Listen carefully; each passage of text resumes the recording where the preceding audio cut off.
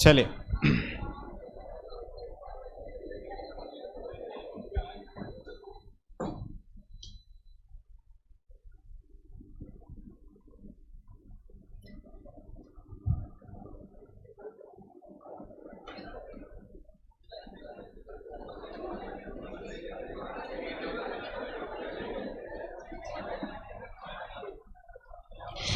चले सुने, जिन जिन को लिखने बोला था कल मेरे को before you enter the class वो प्रेजेंट करके दिखा देना। नेक्स्ट 4 क्वेश्चंस चैप्टर नंबर 1 से आप मार्क कर सकते हैं थियरी। 2 मिनट बाद I will take up that. Next, अब आपके अटेम्प्ट में जो मर्जी हो जाए, स्कोप ऑफ कॉस्ट अकाउंटिंग तो नहीं आएगी। So we will not waste time in scope of cost accounting. Next, लिखिए role and functions of cost and management accounting. इसमें important, since ICA ने इसको highlight करके दिया है, ध्यान देना please. Cost accountant is ascertain the functions of cost and management accounting include. तो इधर से functions of cost and management accounting 4 marks का question बन सकता है। तो क्वेश्चन नंबर 5 लिखिए, functions of cost and management accounting. अपने बुक में मार्क करते रहना, मॉड्यूल लेके आ सकते हो, ज़्यादा better. Question 5 functions of cost and management accounting, 4 point. इसको पढ़ते कैसे हैं? बहुत सिंपल, आप 1 बार 2 बार 3 बार ओरली याद करो, फिर उसको लिख लो, कहने से याद हो जाएगा। फिर खुद को ओरल दो, नहीं तो मेरे को ओरल दो, नहीं आए तो बाहर जाना होगा। नेक्स्ट, इसमें 5वां पॉइंट भी है, it has a 5th point also. So 5 points. इसमें फंक्शंस को ना वो लोग 4 मार्क्स के लिए भी पूछ सकते हैं। तो आपको एनी 5 पॉइंट्स, अब तो 5 पॉइंट्स 5 मार्क्स का आएगा या 4 मार्क्स का आएगा या 3 मार्क्स का भी आएगा, कुछ भी आया आपको मेरे को रेडी रहना है। Next, users of cost and management accounting में ऑपरेशनल लेवल स्टाफ शायद मई 18 के पेपर में पूछा है। सो अब पॉलिसी मेकर्स वो लोग नहीं पूछेंगे, एक ओवरऑल हेड इंटरनल यूजर्स पूछ सकता है, जिसमें policy makers, managers, operational level staff, employees आ गया। तो आपको सब पे 1-1 पॉइंट लिखना होगा। ऐसे नहीं हुआ तो मैनेजर्स में ध्यान देना, 5 पॉइंट्स है तो कहने से 5 मार्क का question. Operational level staff already 5 mark के लिए पूछा हुआ है, एम्प्लॉइज 5 मार्क के लिए आ नहीं सकता। हाँ, इससे आपको ये समझता है क्वेश्चन बनेगा तो क्या बनेगा। जैसे functions of cost and management accounting एक क्वेश्चन बन सकता है, बट एम्प्लॉइज इंडिविजुअल क्वेश्चन नहीं बनेगा। इंटरनल यूजर्स के अंदर 4 हेड्स पूछ सकते हैं। Who are the internal users of cost and management accounting, सुना? तो इसमें चारों पॉइंट्स, फिर आपको 1-1 पॉइंट लिखना है, खत्म कहानी। फिर पूरा 1-1 पॉइंट में 5-5 पॉइंट नहीं लिखना। अगर so second question is internal users, उसी के अंदर मैनेजर्स एक क्वेश्चन हो गया, ऑपरेशनल लेवल स्टाफ दूसरा क्वेश्चन हो गया, ठीक है। सो 3 क्वेश्चंस। नेक्स्ट, फिर एक्सटर्नल यूजर्स करके हमारे पास 4th क्वेश्चन, ठीक है। Last, essentials of good cost accounting system, जहां तक मेरा मेमोरी है मई 22 के पेपर में ये पूछा था। 4th external users. 5th is essential of good cost accounting system. बस छोटे क्वेश्चन है आज, लास्ट लेक्चर बड़े थे क्वेश्चन, तो 4 ही दिए। आज छोटे छोटे चिंटू क्वेश्चन है, essentials of good cost accounting system. इसमें F पॉइंट तक है, मेक श्योर 6 का 6 याद रखना। एनी 5 इन द एग्जाम वो प्रेजेंट करते हैं। 5 मार्क आया है मई 22 का paper. Scope of cost accounting आज तक नहीं पूछा था, ऐसा मैं बोल सकता था 2 दिन पहले तक। मई 25 में पूछ लिया, ये गेस कहानी खत्म, फैक्ट है। नेक्स्ट आइए please. Once this is done, we started off yesterday's lecture something like this. पूरा class focus, cost accounting system chapter, correct है। रिवाइज कर ले पूरा, 1-1 वर्ड रिवाइज कर ले। आइए sir, there are 2 systems to prepare books. Next 5 minutes almost पूरा chapter खत्म। बोले ना, कॉस्ट अकाउंटिंग सिस्टम 2 मेथड्स बोलो। Integral accounts, non integral. Non integral accounts means costing books and financial books are kept separate. Appoint 2 accountants, one is chartered accountant, one is coster. Both will pass their entries. Year end पे books are finalized. Cost accountant will get his own profit termed as costing profit. Financial accountant will get his profit termed as financial profit.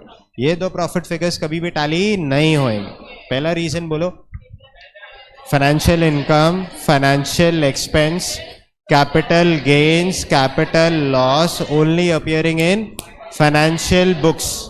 Online students घर पे हैं, आवाज करके बात कर सकते हैं. लिटरली लाइव लेक्चर होएगा, आपको अनम्यूट करना है, आप अनम्यूट कीजिए, बात करते रहिए. नेक्स्ट, ये फर्स्ट रीजन हो गया.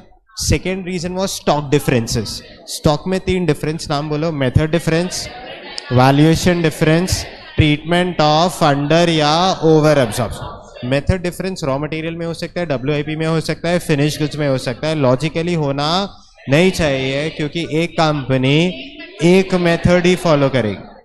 मानते हो?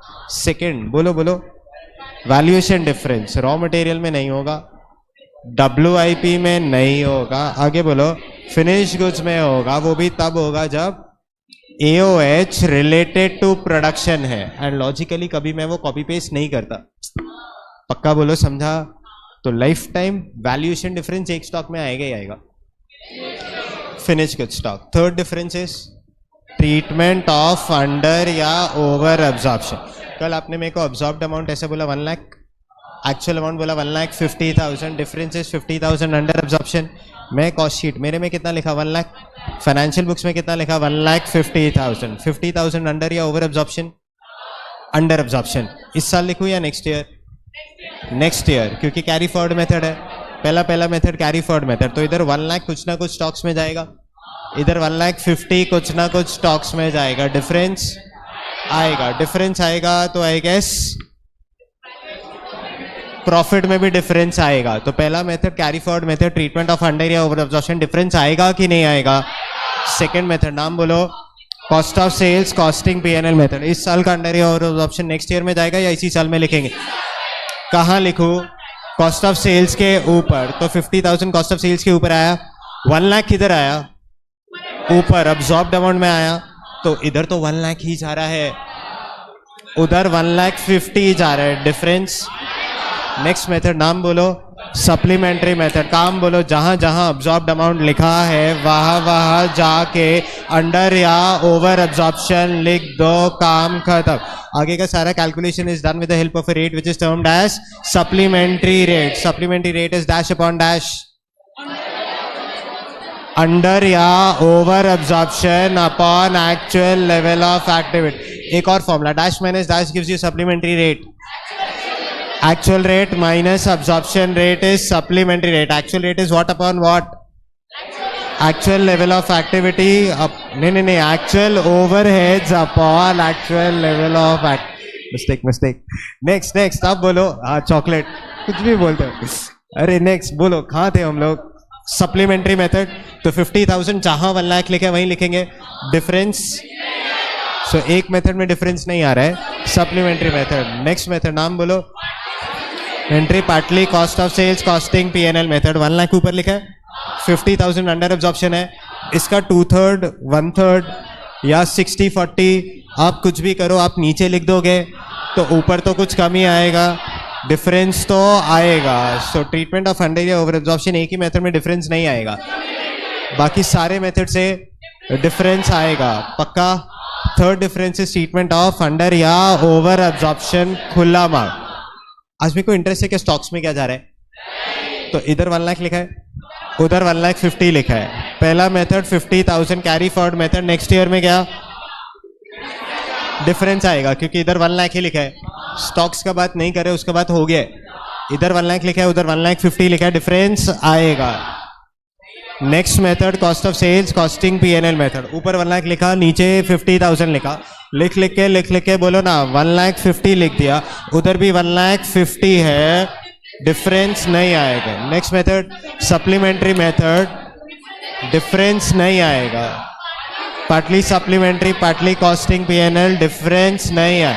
सिर्फ एक मेथड में डिफरेंस आएगा, कैरी फॉरवर्ड मेथड. खुला अमाउंट कैरी फॉरवर्ड, डिफरेंस आएगा. Fourth method, any other difference given in the question. Fifth method नाम बोलो, notional expenses recorded only in costing. Notional rent, notional salary, notional interest on capital and notional depreciation on assets fully written off, ये सब कभी accounts में बात नहीं करते, ये सिर्फ मैनेजरियल डिसीजन मेकिंग के लिए यूज होता है। पक्का श्योर है? कॉस्ट शीट का फॉर्मेट कम ऑन आ जाओ, हो जाए आज। Cost sheet for the period ended dash, quantity produced of finished goods, quantity sold of finished goods, particulars total rupees per unit rupees.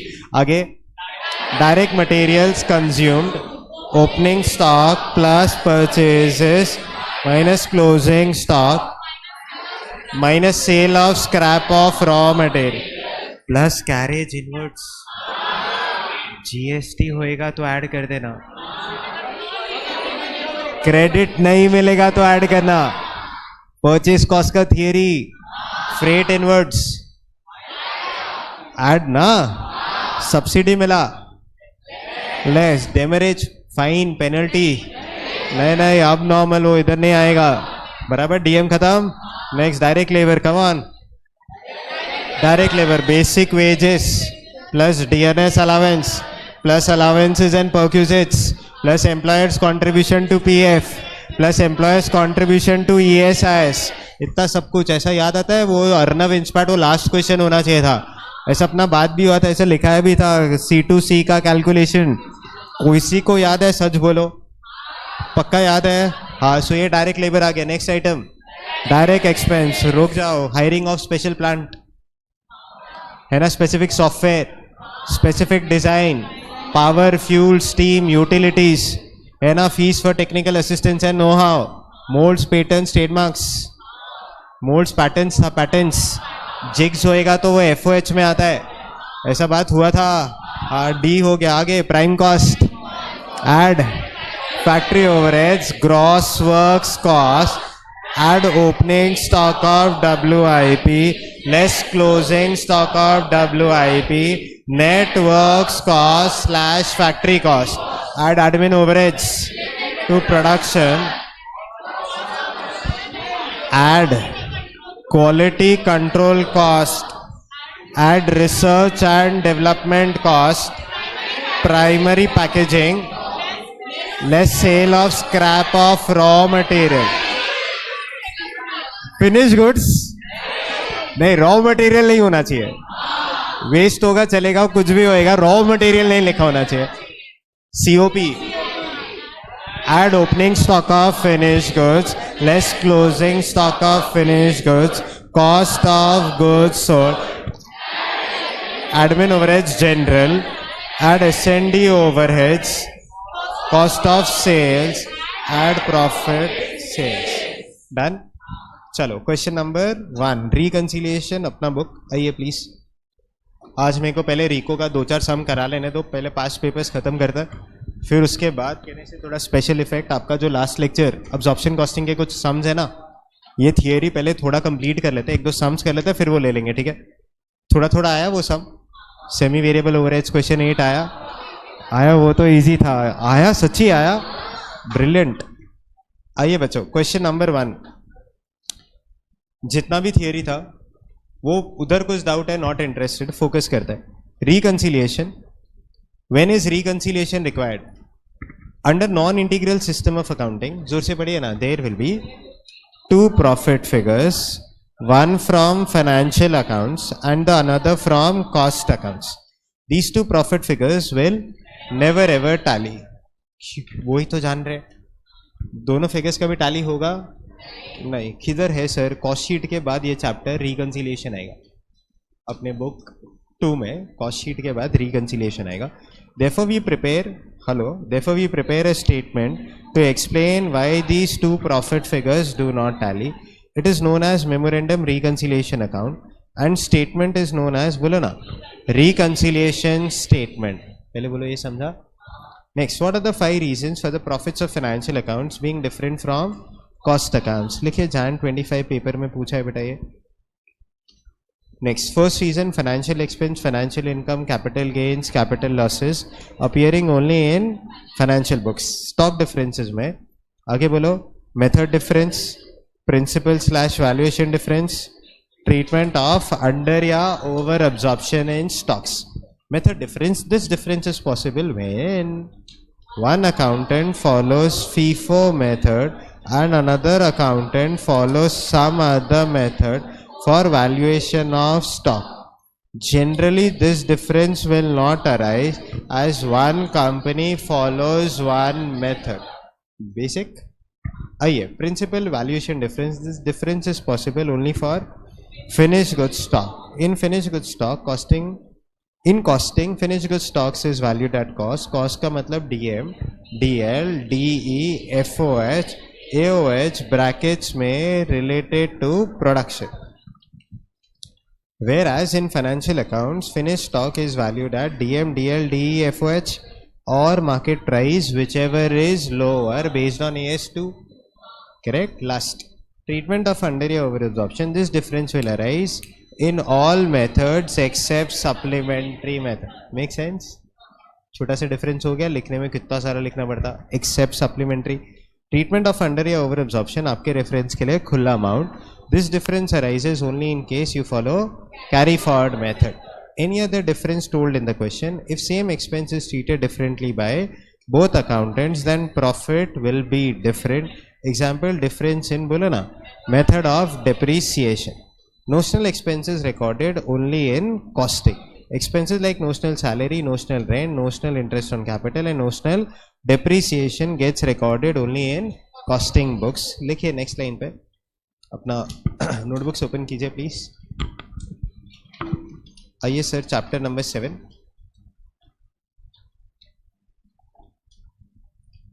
Cost accounting system.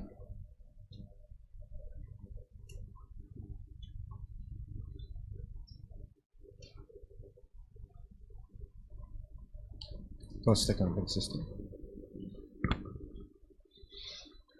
Mandatory 5 to 8 to 10 marks. May 24 6 marks. September 24 6 to 7 marks. 8 marks भी था. Jan 25 theory आया था. May 25 7 marks का question आ रहा है. हाँ बेटा. Next, इसके 3 सब parts. First is reconciliation.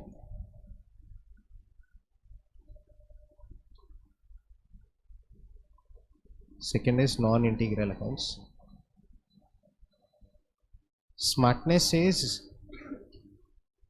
Reconciliation और नॉन इंटीग्रल अकाउंट्स दोनों इंटरलिंक्ड है, but parts of this chapter से तो पहले रिकंसिलिएशन सीख लो, फिर नॉन इंटीग्रल अकाउंट्स का अलग सम आता है, इंटीग्रल अकाउंट्स का अलग सम आता है. ऐसे तो नॉन इंटीग्रल के अंदर ही रिको है, बट हम लोग 3 पार्ट्स, मतलब रिकंसिलिएशन अलग कंप्लीट सम, नॉन इंटीग्रल का अलग से कंप्लीट सम, इंटीग्रल का अलग से कंप्लीट सम. ठीक है, इसलिए 3 पार्ट्स ऐसे सीख रहे हैं. आइए, third, integral accounts. So we are starting off with the first part, reconciliation.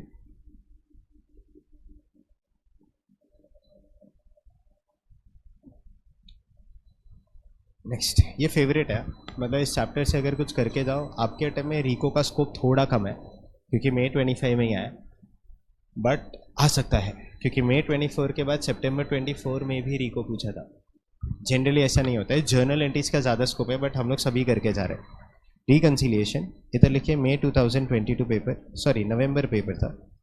कल लास्ट में जाते जाते नवंबर का पेपर सॉल्व किया ना, नवंबर 2022. क्वेश्चन नंबर 6 पार्ट बी था शायद.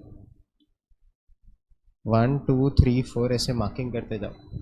लिख लिया नवंबर 22 paper. I just open the paper, you start solving. लिख दोगे खुद से, cost accounts, financial accounts, 5 lines छोड़ दो ना, ए बी करके लिख देना. कॉस्ट अकाउंट, फाइनेंशियल अकाउंट्स ऐसे कल किया था, कल जाते जाते किया था, बस उसका आंसर्स लिखना है, खत्म. तो आपको एक रेफरेंस में रहेगा, थियरी में भी आता है. क्यों ऐसा कर रहे हैं, नोशनल एक्सपेंसेस और कहीं सीखेंगे नहीं. करेक्ट है.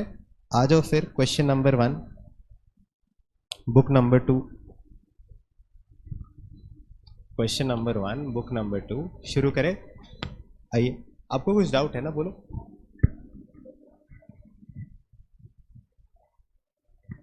प्रैक्टिकलिटी में अभी वो सम आपके बुक में है नहीं कि मैं उसको समझा पाऊँ।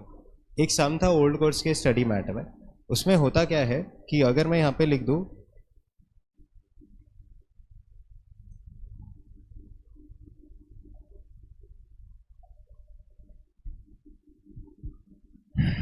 Closing stock of raw material, financial books में मैं लिख दूँ 20,000, फिर closing stock of raw material costing books में इफ आई राइट 25,000। प्रैक्टिकली ऐसा कैसे हो सकता है? देखो ये डिफरेंसेस ना आप जब बात कर रहे हो ना, ऑब्वियसली दोनों अकाउंटेंट्स ने अलग मेथड फॉलो किया होगा तो ही हो सकता है। इसीलिए I told you yesterday also, अभी भी बोला logically this difference is not possible. But अगर आप बोलो नहीं दो अकाउंटेंट्स अलग अलग मेथड फॉलो करेंगे तो फिर तो बेटा प्रैक्टिकली भी होएगा, एंड सिर्फ इसी में नहीं होएगा, तीनों मेथड्स तीनों स्टॉक्स में डिफरेंस होगा। प्रूफ, आपने प्रोसेस कॉस्टिंग लीफो नहीं किया, फीफो और वेटेड एवरेज किया, तो दोनों मेथड से अगर अलग आंसर आएगा, तो अगर दोनों अकाउंटेंट्स दोनों अलग अलग मेथड फॉलो करेंगे तो वैल्यू अलग, तो स्टॉक्स भी अलग। प्रैक्टिकली होना नहीं चाहिए, बट कितने बार सम्स आते हैं ना, उसमें लिखा होता है closing stock as per costing books is some figure, closing stock as per financial books is some figure. तो अब आप सोचते रहोगे कि ये कौन सा क्लोजिंग स्टॉक, फिनिश गुड्स का होएगा तो लाइफ टाइम अलग ही आएगा, बट रॉ मटेरियल में वैल्यूएशन डिफरेंस हो नहीं सकता। तो ये जो डिफरेंस है this is only and only because of method difference, valuation difference possible नहीं, सो तब हो सकता है। नेक्स्ट आगे प्रैक्टिकली तो फिर अगर सेम ही मेथड फॉलो कर लिया तो कहानी खत्म हो गया।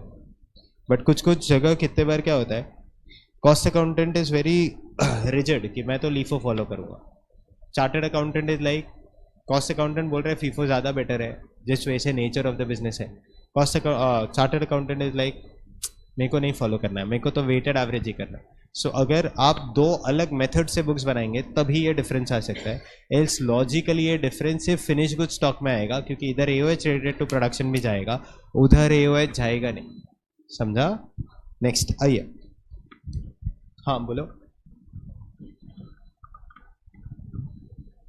वो सब कुछ ना AS2 में बहुत अच्छा लगता है सीखने के लिए। रिप्लेसमेंट कॉस्ट में ना कॉस्टिंग पे वैल्यू नहीं होता है, कॉस्टिंग पे अब सपोज फॉर एग्जांपल आपका जो फ़ोन है, करेक्ट है, आपने जिस पे खरीदा था ना, कॉस्टिंग में stocks are valued at cost of cost, इसमें कुछ नेट रियलाइजेबल वैल्यू, कुछ ऐसा रिप्लेसमेंट कॉस्ट ऐसा कुछ नहीं। मैंने जितने पे खरीदा वो मेरा कॉस्ट लग गया, लिटरली भी आप सोचोगे ना, आप जब उसको रिप्लेसमेंट कॉस्ट पे बता रहे हो, आप क्या कर रहे हो वहाँ पे कंजर्वेटिज्म कंसेप्ट यूज करते हो। थोड़ा सा अकाउंट्स अगर स्ट्रांग होएगा you will understand conservatism concept है, तभी प्रोविजन फॉर बैड डेट्स ये सब है। उसने बोला क्या नहीं देगा, अरे बोलो ना, आप लोग ने बोला क्या हम लोग फीस नहीं देंगे, बोला नहीं, हम लोग ने क्या मान के चला कुछ भी नहीं आएगा तो भी हम पढ़ेंगे।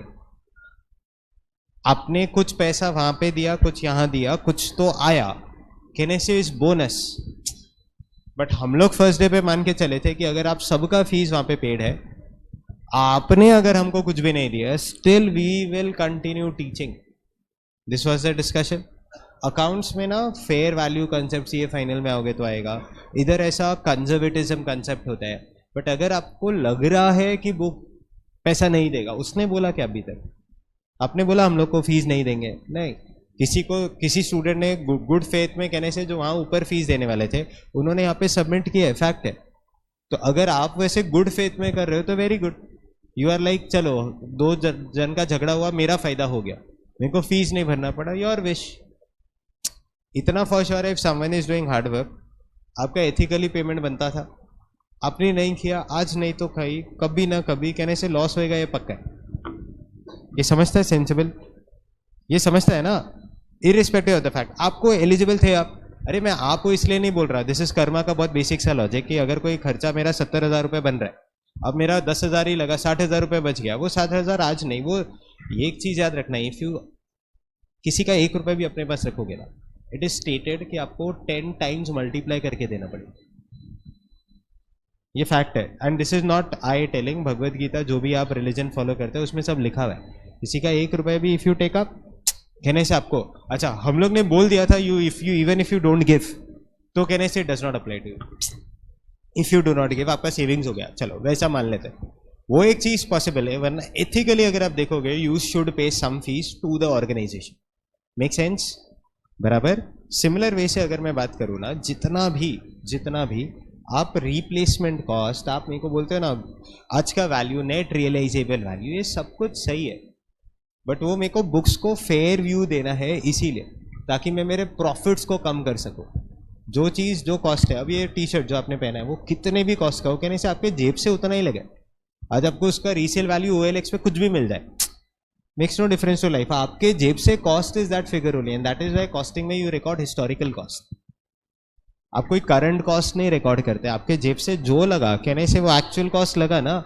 सो कॉस्टिंग में that is why you have written the words in costing में stocks are valued at cost, but जैसे you talk about financial accounts are valued at cost और NRV whichever is lower. तो replacement cost costing में नहीं होता, वो AS2 में आएगा। फिनिश गुड्स में डाउट, कॉस्ट और NRV whichever is lower है, डिफरेंस है, वो तो सब जगह आएगा। स्टेटमेंट अगर AS2 को बेस ले लो, रॉ मटेरियल स्टॉक में भी NRV कम हो सकता है, WIP स्टॉक में भी NRV कम हो सकता है, फिनिश गुड्स स्टॉक में भी NRV कम हो सकता है। नेक्स्ट स्टेटमेंट थोड़ा ध्यान से सुनना, NRV के बेसिस पे मैं कंपेयर नहीं कर सकता, मैं तो कॉस्ट और कॉस्ट कंपेयर कर सकता। और जब मैं कॉस्ट और कॉस्ट कंपेयर कर रहा था कल, raw material stock was valued at purchase cost. कुछ लोग बोलते हैं ये कब सिखाया बेटा, फर्स्ट लेक्चर कॉस्ट शीट जब लिया था, आई गेस कॉस्ट शीट के बाद, बेसिक कॉस्ट शीट के बाद 2 कंक्लूजन लिखाए थे। Every stock is valued at cost और कॉस्ट, कॉस्ट का मतलब raw material stock purchase cost, फिर वो कॉस्टिंग बुक्स में भी परचेज कॉस्ट, फाइनेंशियल बुक्स में भी purchase cost if valued at cost. Next WIP stock के अंदर कॉस्टिंग में 4 ही खर्चे जाएंगे, एक DM जाएगा, DL जाएगा, DE जाएगा, FOH जाएगा। फाइनेंशियल अकाउंट्स में भी 4 ही खर्चे जाएंगे if valued at cost, DM, DL, DE, FOH। Next finish goods, अगर मैं कॉस्टिंग सब्जेक्ट में हूं तो 5 खर्चे जाएंगे, DM, DL, DE, FOH, AOH related to products. उधर अगर कॉस्ट पे वैल्यू किया तो 4 खर्चे जाएंगे, DM, DL, DE, F। तो लॉजिकली वैल्यूएशन डिफरेंस हो गया। मैं NRV तो सब मेथड्स में अलग हो सकता है ना, समझा? हाँ, मेजरली वही ना। अगर किसी सम में कॉस्ट शीट में AOH रिलेटेड टू प्रोडक्शन नहीं होगा, बट आपने अंडर या ओवर एब्जॉर्प्शन के लिए कैरी फॉरवर्ड फॉलो कर लिया, तो फर्स्ट क्वेश्चन करने के बाद ही समझा पाऊंगा कि यहाँ पे तो आपने 1 ही लाख लिखा, तो उससे आपका WIP स्टॉक तो अलग हो जाएगा। तो अब वो वैल्यूएशन डिफरेंस नहीं है, वो मेथड में डिफरेंस नहीं है, ट्रीटमेंट ऑफ अंडर या ओवर एब्जॉर्प्शन की वजह से स्टॉक पे डिफरेंस आया। मैं लास्ट लेक्चर से वही सिखा रहा था, समझा? ये क्वेश्चन करेंगे थोड़ा और क्लैरिटी आएगा। आइए please, question number 1। ABC Limited has furnished the following information from the dash books for the year ended 31st March 2021. बोलो ना, कौन से बुक्स बोलो ना? Financial books for the year ended 31st March 2021। बोलो, profit and loss account, opening stock कितने units, finish goods 875 units, valued at 74,375। WIP बोलो 32,000। 1st April 2018 to 31st March 2019, I guess ये पूरा साल का डेटा हो गया। Raw material consumed is 780, direct labour 450, FOH 3 lakhs, goodwill written off. बोलो ये कौन सा खर्चा? ब्रिलियंट, फाइनेंशियल एक्सपेंस है, प्लीज लिखिए FE। समवन इज थिंकिंग क्यों लिखना है? अगर मैं लिखूंगा नहीं लास्ट में, आई गेस ये एक डिफरेंस रह जाएगा, बराबर है, जो कॉस्टिंग बुक्स में नहीं है बट फाइनेंशियल बुक्स में है। नेक्स्ट, एडमिन ओवरहेड्स कुछ नहीं बोला, तो अकाउंट्स में तो वैसे भी जनरली होता है। Dividend paid, I guess financial expense. Bad debts बोलो फाइनेंशियल एक्सपेंस, करेक्ट है। नेक्स्ट आगे S&D ओवरहेड्स, ये फाइनेंशियल नहीं है, ये तो नॉर्मल खर्चा है। Interest received, rent received is financial income. Sales है closing stock, finish goods 375 units closing stock से, correct. The cost records provide as under, factory overheads are absorbed at, बोलो ना 60% of direct wages. Simple question, out of 6 method company follows percentage of labour cost method. लिखिए percentage of labour cost method, labour cost method. चलिए, admin overheads are recovered at, बोलो ना 20% of factory cost. कुछ बोल दो, 20% of factory cost, come on, has to be related to production because factory cost depends on production. अगर 20% of direct labour होता तो 20% of COGS होता तो जनरल हो जाता. आगे से selling and distribution overheads are charged at 4 per unit sold. Hello, 4 per unit sold बोलो. अरे बोलो ना. सोल्ड पे डिपेंड होता है, विच मीन्स अगर इधर सोल्ड नहीं भी लिखा होता तो भी सोल्ड पे ही होता. चलो क्वेश्चन चेंज. यहाँ पे एडमिन ओवरेज लिखा होता है. Admin overheads are charge at 4 per unit. अरे admin overheads are charge at 4 per unit. सिर्फ 4 per unit, सोल्ड नहीं लिखा है. बोलो. कुछ नहीं बोला तो जनरल. 4 per unit सोल्ड लिखा होता तो भी जनरल. 4 per unit प्रोड्यूस लिखा होता तो बोलो ना. Thank you so much. आगे opening stock of finish goods is valued at. बोलो बोलो बोलो बोलो. It is 104 per unit. एक यूनिट बना हुआ है, 104 मिलेगा. Next, the company values WIP at factory cost for both financial and cost profit reporting. इस लाइन का मतलब सोचिए प्लीज.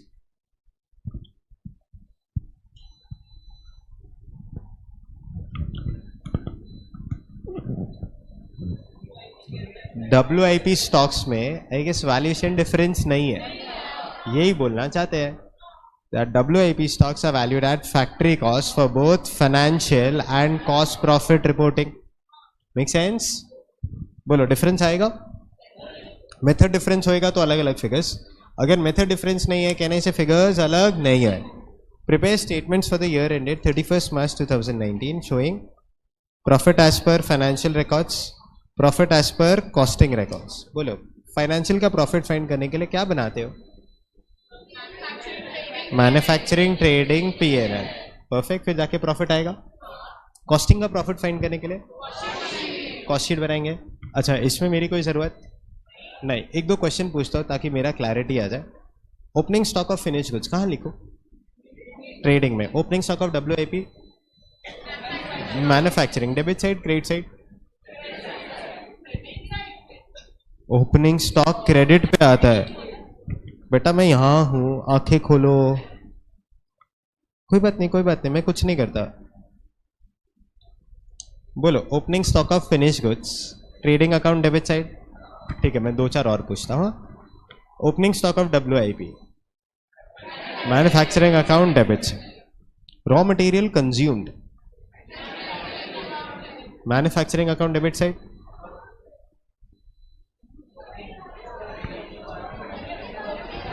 जब कंज्यूम्ड दे दिया तो opening plus purchase minus closing दे दिया ना. तो अब जबरदस्ती ओपनिंग चाहिए, क्लोजिंग रखूं, परचेज फाइंड करूं? नहीं, मिसिंग फिगर नहीं करना है, वो कुछ कैलकुलेट. नेक्स्ट आगे. रॉ मटेरियल्स कंज्यूम किधर आएगा? Debit side. Direct labour manufacturing. Factory overheads manufacturing. Goodwill written of नहीं आएगा बोलते हैं तुम लोग. P&L में आएगा. हाँ. नेक्स्ट, गुडविल रिटर्न ऑफ हो गया. Admin overheads P&L. Dividend paid P&L. Logically P&L appropriation कल बात हो गया था. आगे bad debts P&L. Selling and distribution P&L. Interest received credit side. Rent received P&L credit side. Sales trading. Closing stock of finish goods trading account credit side. WIP credit side. Lastly GP तक पहुंचेंगे कि NP तक पहुंचेंगे? तो GP नहीं निकालेंगे, सब proper कर लेंगे. कॉस्ट शीट का फॉर्मेट मैं आपके भरोसे कॉस्ट शीट छोड़ दूं, बना पाएंगे? क्वेश्चन ने कुछ नहीं बोला तो by default you follow FIFO method. तो cost of production per unit कहने से कॉपी पेस्ट हो जाएगा. आपके पास सिर्फ 12 मिनट्स है. Finish off the question. Profit as per financial accounts, profit as per costing accounts. Anyone found talking in the camera also will be going home. गलती से बाजू वाले से बात मत करना. दोनों प्रॉफिट सेम आने वाला है? नहीं, अलग आएगा.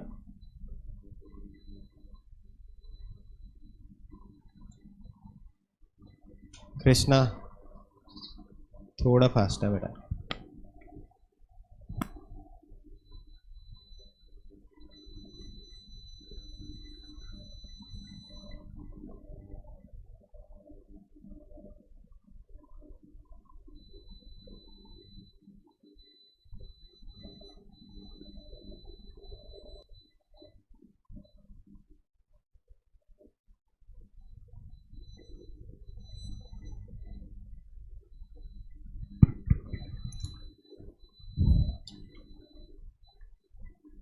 Are we done?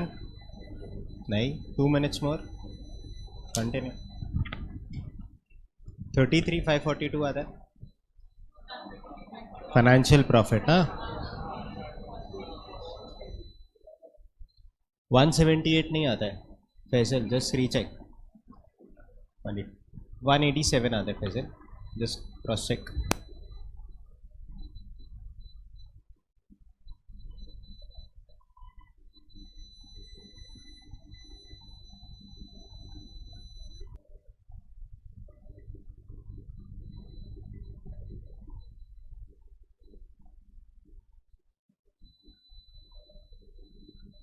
शुरू करें. आइए प्लीज.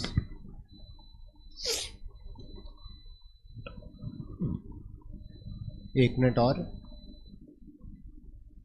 हो गया. Continue, 1 more minute.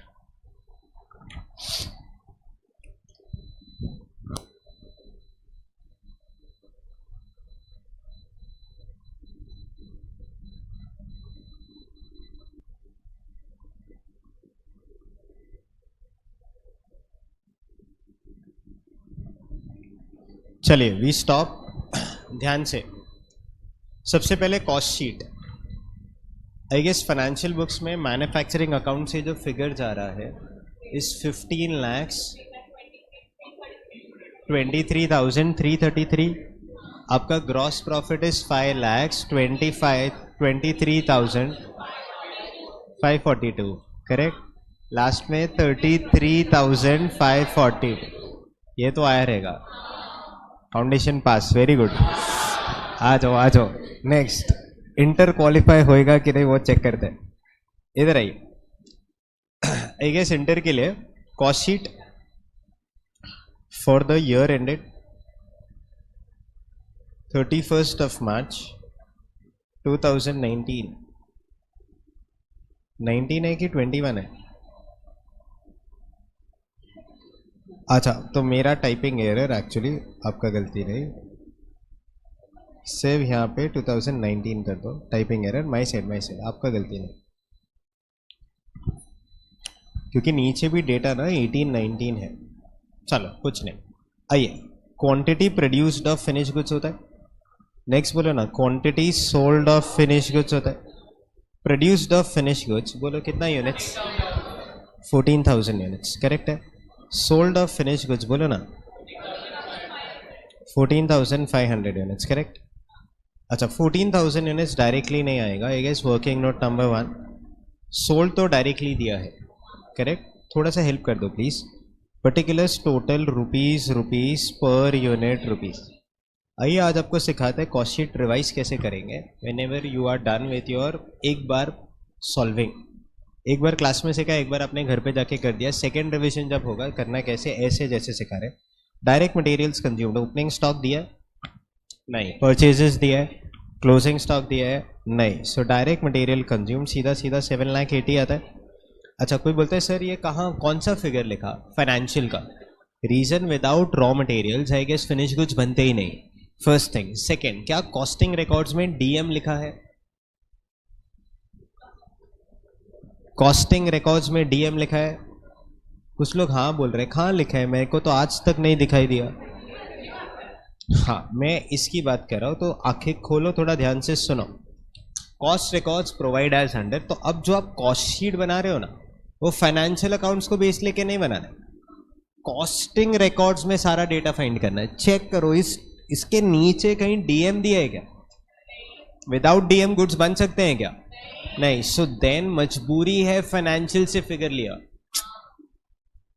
अगर यहां लिख दो direct material consumed is 8,50,000, so then मैं यहां पे बोलो 8,50,000 लूंगा. तुमको सुनाई दिया? समझ रहा है? नेक्स्ट, डायरेक्ट मटेरियल्स के बाद next item is direct labour. Costing records में कुछ नहीं लिखा है, तो मजबूरी है फाइनेंशियल रिकॉर्ड से डेटा पिक करेंगे. 4,50,000. Do you have any direct expense? Check करो फाइनेंशियल में है कुछ, रॉयल्टी जैसा कुछ है? नहीं. सो यही आपका प्राइम कॉस्ट 12,30,000. पहले बोलो ये समझा. प्राइम कॉस्ट के बाद we add up factory overheads कितना percent? 60% of direct wages is 60% of 4,50,000, 2,70,000, correct है? चलो prime cost plus factory overheads I guess gross works cost, बोलो कुछ 15 लाख आता है। अच्छा नेक्स्ट क्वेश्चन आराम से, WIP स्टॉक्स है क्या सब में? कॉस्टिंग रिकॉर्ड्स के हिसाब से कुछ दिया नहीं, बट फाइनेंशियल के हिसाब से है, तो मैं क्या मान लूँ? फाइनेंशियल और कॉस्टिंग सेम है।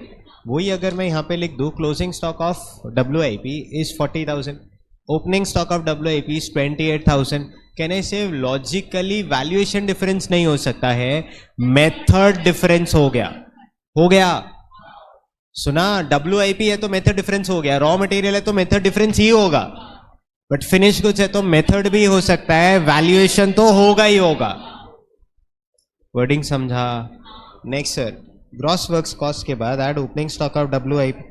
नेक्स्ट बात तो करो ना, less closing stock of WIP, figures 32,667 आता है, लेस किया तो I guess net works cost slash factory cost 14,333 आता है। नेटवर्क्स कॉस्ट फैक्ट्री कॉस्ट क्या एडमिन रिलेटेड टू प्रोडक्शन है? हाँ, कितना percent? Admin overheads is related to production, कितना percent of factory cost? Figures बोलो। 14,93,333 का 20% गिव्स यू जबरदस्त। We get cost of production आया ये। Add opening stock of finished goods, less closing stock of finished goods. Simple question. Opening stock we have how many units? Every unit is valued at 104. एक second, 104 इधर आ जाएगा 91,000। Next इधर I guess colour खेल ले, कुछ याद आया?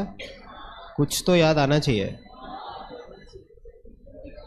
हाँ बोलो, कॉपी पेस्ट बोलो, पर यूनिट 128 आता है, 128। फीफो मेथड क्वेश्चन कुछ नहीं बोला, इंटू 375 फिगर बोलिए एवरी वन, ये 48,000 आता है, प्लीज़ बोलो, समझा थोड़ा थोड़ा। चलो ये 48,000 आ गया। नेक्स्ट COGS इज 18 lakhs, कोई शक कोई डाउट?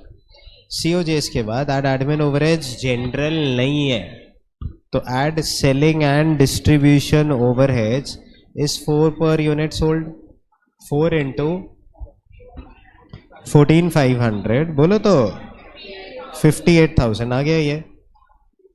नेक्स्ट COS बोलो ना फिर, 18,93,000 करेक्ट है। Cost of sales plus profit I guess sales आएगा, सेल्स इज 20,80,000, so 20,80,000 is 1,87,000।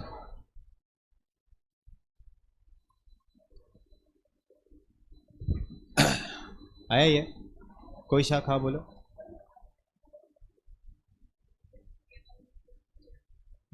मैंने तो बोला एडमिन ओवरहेड्स जो PNL में है वो जनरल है। बेटा आप कौन से बुक्स में हो?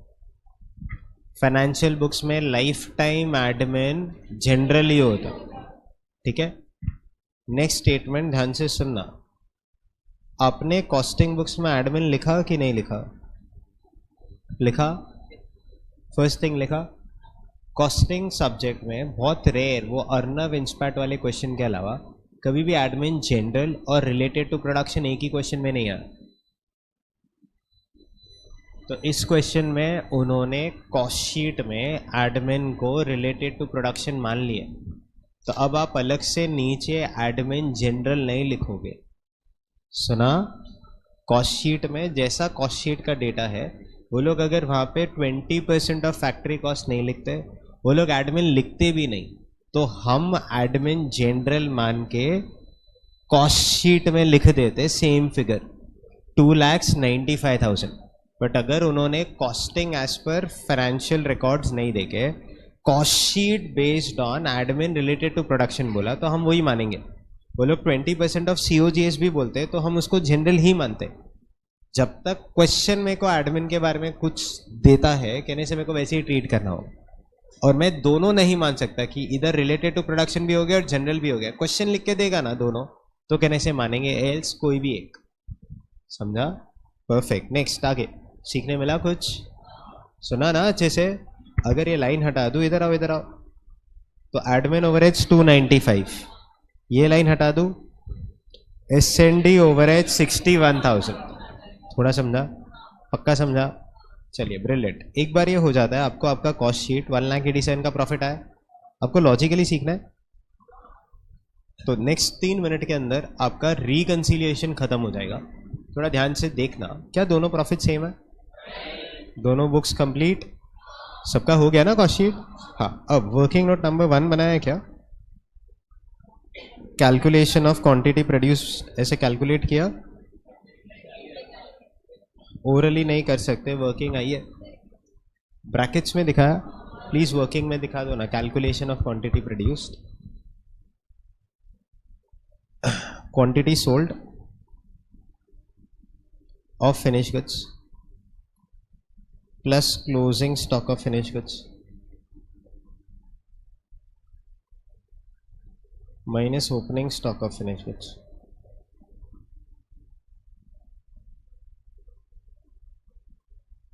is quantity produced.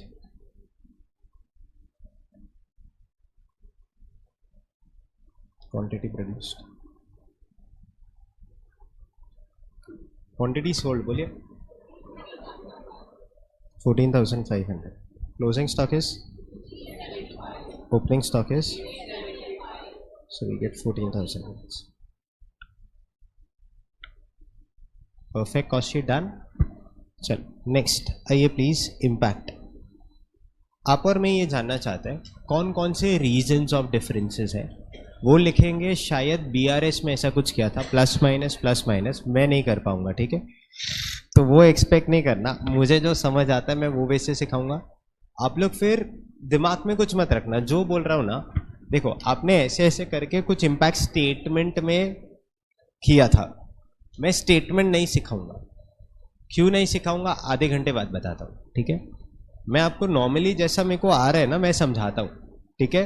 कुछ आपको लगेगा ना मैं आपसे सीख पाऊँ या आप मेरे को बेटर वे सिखा पाओ, I will definitely agree to that, मैं वो सीख लूंगा। बट मैं 2 वेज नहीं सीखूंगा। सुना पहले क्या बोला? ऐसा भी कर सकता है, ऐसे भी कर सकता है। एक करूंगा कहने से इन एंड आउट वही सीखूंगा, फिर आप उसमें बोलोगे ना ऐसे करना है वैसे करना है, चेंजेस नहीं, एक ही सिस्टम फॉलो करेंगे। फिर वो अकाउंट बनाने बोलो या स्टेटमेंट बनाने बोलो, सिस्टम एक ही रखेंगे। आपको सिस्टम अच्छा नहीं लगेगा तो इसके आगे आप अपना BRS का कंसेप्ट यूज कर सकते हैं। मेरे को मेरे कंसेप्ट से तुमको राइट आंसर नहीं निकाल के देना है, राइट आंसर आना चाहिए, दुनिया का कोई भी कंसेप्ट यूज कर। First thing we agree to this. Second, अब आप बस थोड़ा सा सोच के बोलना प्लीज, ठीक है? ये P&L अकाउंट है, थोड़ा ट्राई करना, मेरे को डर तो है ही, आप देख ही लिए। ग्रॉस प्रॉफिट अगर 100 है, नेट प्रॉफिट कितना?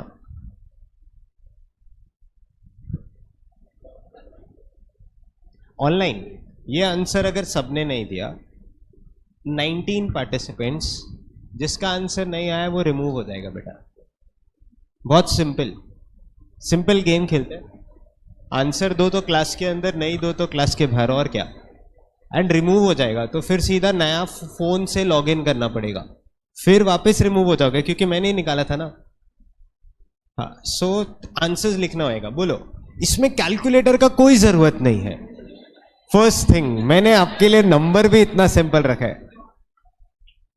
मेरे को नेट प्रॉफिट का आंसर चाहिए। I want answer for net profit. झगड़ा मत करो बाजू वाले के साथ, उसने थोड़ी कुछ किया मैडम, उस पर भड़क रहे हो आप कि फिगर नहीं दिया बेचारा, देखो वैसे ही ऑलरेडी जा चुका है। कितना मतलब, आप जगह चेंज करो ना भाई, बाल कट करने से कुछ फर्क नहीं पड़ता। You need to change people sometimes. अरे बेचारे को डरा दिया आपने।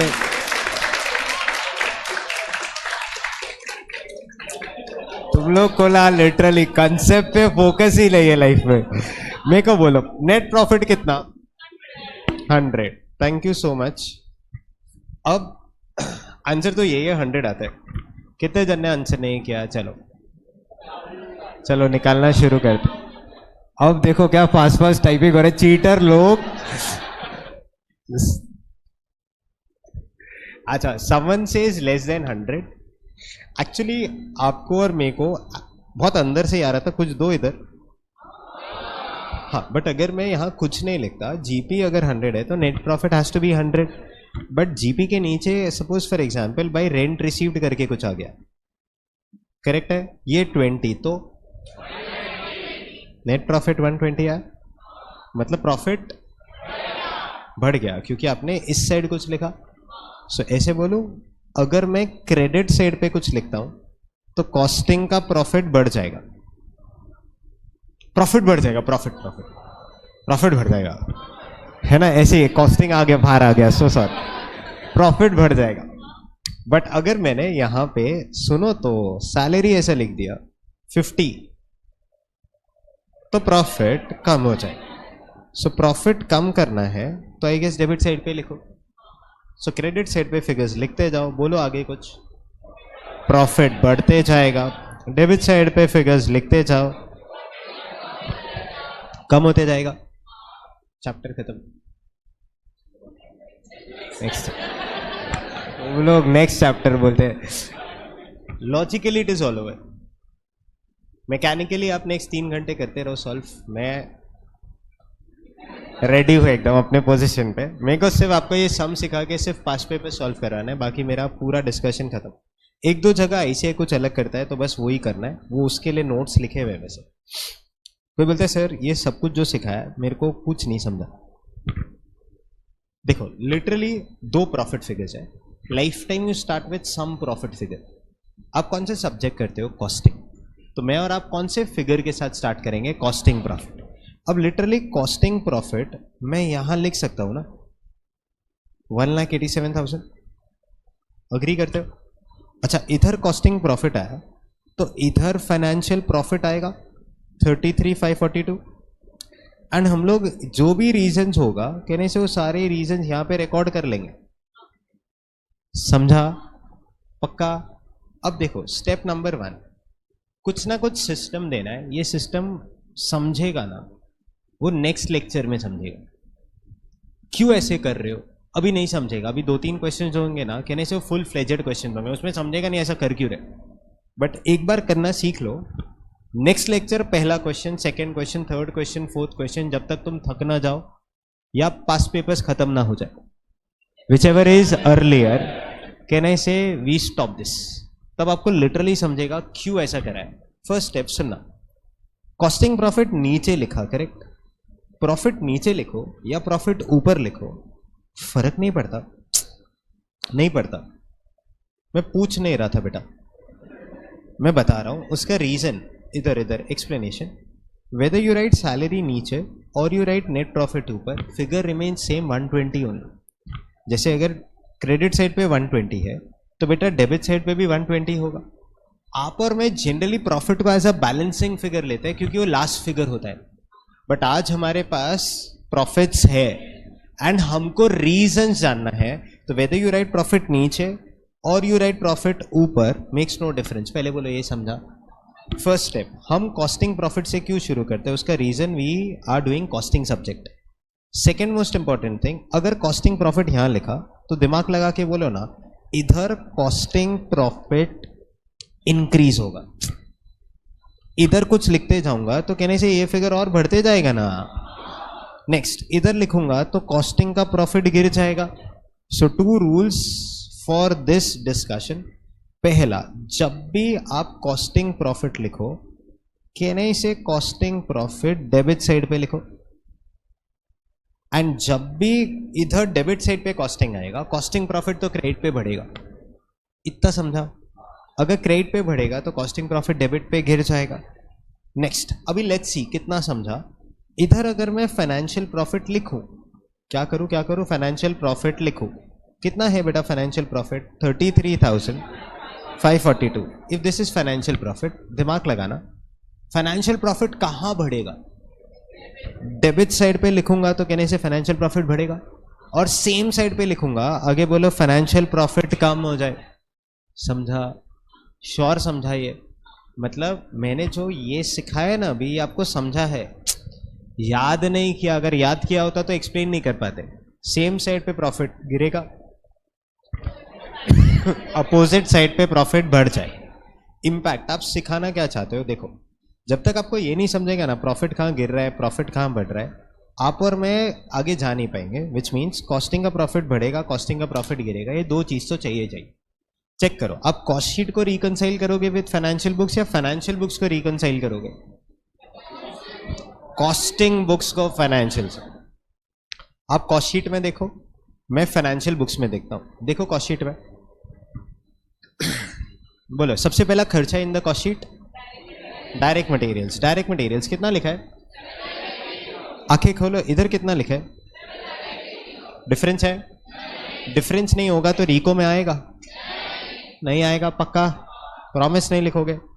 नेक्स्ट, सेकंड, डायरेक्ट लेबर कितना लिखा? कॉस्टिंग में 450, फाइनेंशियल में डिफरेंस है? डिफरेंस आएगा? रिको में आएगा? नहीं। नेक्स्ट स्टेटमेंट थोड़ा इंपॉर्टेंट,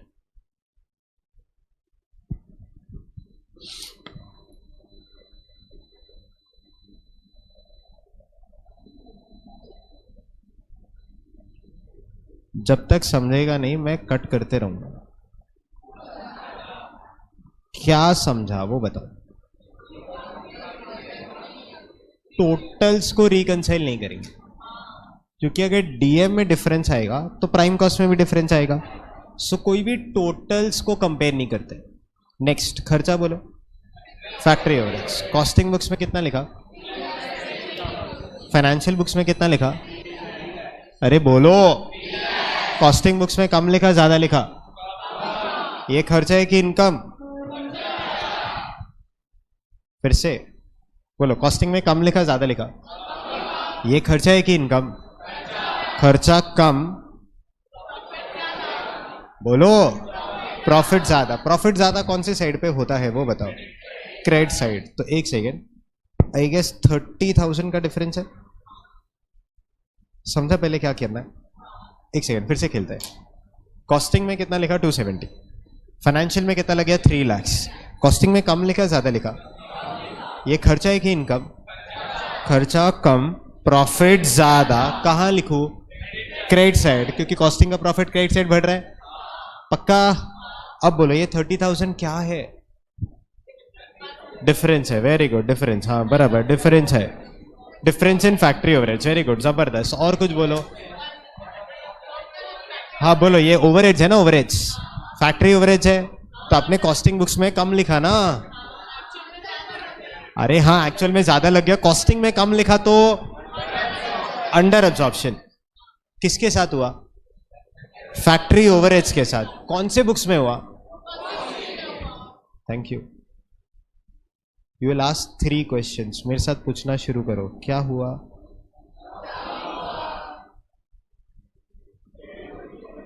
कैसे हुआ नहीं आएगा। नेक्स्ट क्वेश्चन, किसके साथ हुआ मैटर्स? थर्ड, किधर हुआ? Place relevant. क्या हुआ? हुआ किधर हुआ? क्या हुआ स्टैंड्स फॉर अंडर या over absorption, not whatever you are thinking. Under absorption पहला आंसर। किसके साथ हुआ? फैक्ट्री ओवरहेड्स के साथ। किधर हुआ? Costing books. तो as per costing books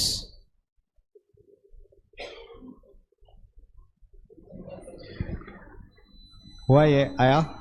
These 3 questions are very very important so that आप लिख सको कि हो क्या रहा है। मतलब डिफरेंस ना 30,000 में आपको ये सिखा दूंगा कि किधर आएगा, बट उसके बाद लिखना क्या है इस 3 क्वेश्चंस। क्या हुआ, किसके साथ हुआ, किधर। सो देन आराम से सी अंडरस्टैंड। पहला 2-3 क्वेश्चंस ना थोड़ा ध्यान से, फिर बाकी सारे questions I will not touch. आप 4 का 4 पास पेपर्स खुद अभी सॉल्व करेंगे। मैं तब तक जब तक आपका न्यू कोर्स का सारा पेपर सॉल्व नहीं हो जाता मैं जाता ही नहीं है नेक्स्ट क्वेश्चन पे. Non integral will not start जब तक पास पेपर सारे नहीं हो जाते. पहला डिफरेंस एफ ओ एच आया, 30,000 का डिफरेंस हो गया. नेक्स्ट बोलो, next next next. Opening W I P है, बोलो दोनों में सेम है. रिको में आएगा, क्लोजिंग डब्ल्यू आई पी रिको में आएगा, नहीं आएगा. नेक्स्ट एडमिन ओवरहेड्स डिफरेंस है, रिको में आएगा. कितना डिफरेंस है? डिफरेंस बोलता हो तो फिगर बोलते हैं. 3667 है ना, बराबर है. आराम से. कॉस्टिंग बुक्स में कम लिखा ज्यादा लिखा? आराम से बात करो ना, आराम से बात करो. ग्रीनी इधर. कॉस्टिंग बुक्स में कम लिखा ज्यादा लिखा? ज्यादा लिखा. ये खर्चा है कि इनकम? खर्चा ज्यादा, प्रॉफिट कम. डेबिट साइड कितना लिखूं? 3667 लिखूं? क्या हुआ? ओवर एब्जॉर्प्शन किसके साथ हुआ? किधर हुआ? प्लीज बोलो. आया? थोड़ा थोड़ा आ रहा है. एडमिन ओवरेज के बाद नीचे जाइए. Opening stock of finish goods याद करा दूं कि खुद से डिराइव करोगे? याद करा देता हूं, इजी है. अरे बोलो, डिराइव करना है. कौन सा स्टॉक है? ओपनिंग स्टॉक किधर लिखा होता है? फिनिश गुड्स का ओपनिंग स्टॉक ट्रेडिंग अकाउंट के डेबिट साइड. आ जाओ, एक नया ट्रेडिंग अकाउंट बनाते हैं. चलो ट्रेडिंग अकाउंट, कुछ भी बोलते जाओ. अरे फिगर कुछ भी बोलो, ये तो मेरे को मालूम ही है. कुछ लोग, ये मेरे को मालूम था. फिगर बोलो, figure. 10,000 opening stock purchase, 15,000 GP, 20,000 sales, 25 closing 30,000, 1 lakh. Sales बोलो.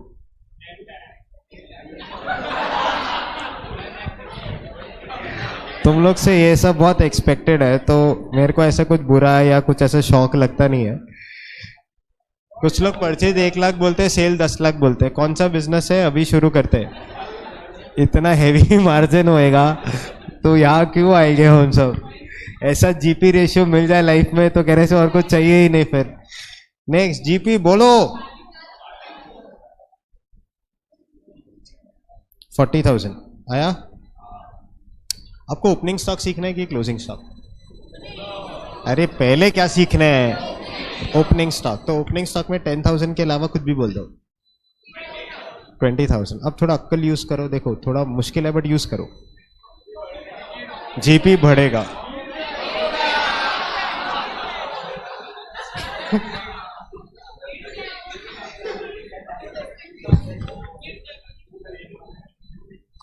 लास्ट एक हफ्ता है तुम्हारा. चेंज नहीं हो सकते. मैं चेंज नहीं हो जाऊं, बस मैं वही प्रे करता हूं रोज. बोलो अभी. गिर जाएगा भाई 10,000.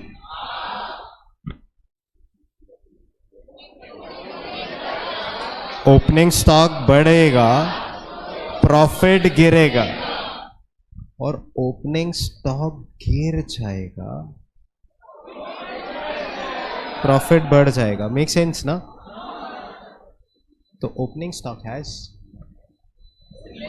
Inverse relation with gross profit. कुछ लोग बोलते हैं ग्रॉस प्रॉफिट बढ़ेगा तो एनपीवी बढ़ेगा. तो एनपी मतलब प्रॉफिट्स. तो मैं ऐसा बोल सकता हूं ओपनिंग स्टॉक ज्यादा, प्रॉफिट कम. ओपनिंग स्टॉक कम, प्रॉफिट ज्यादा. जीपी एनपी अपने आप देख लेंगे एक दूसरे को.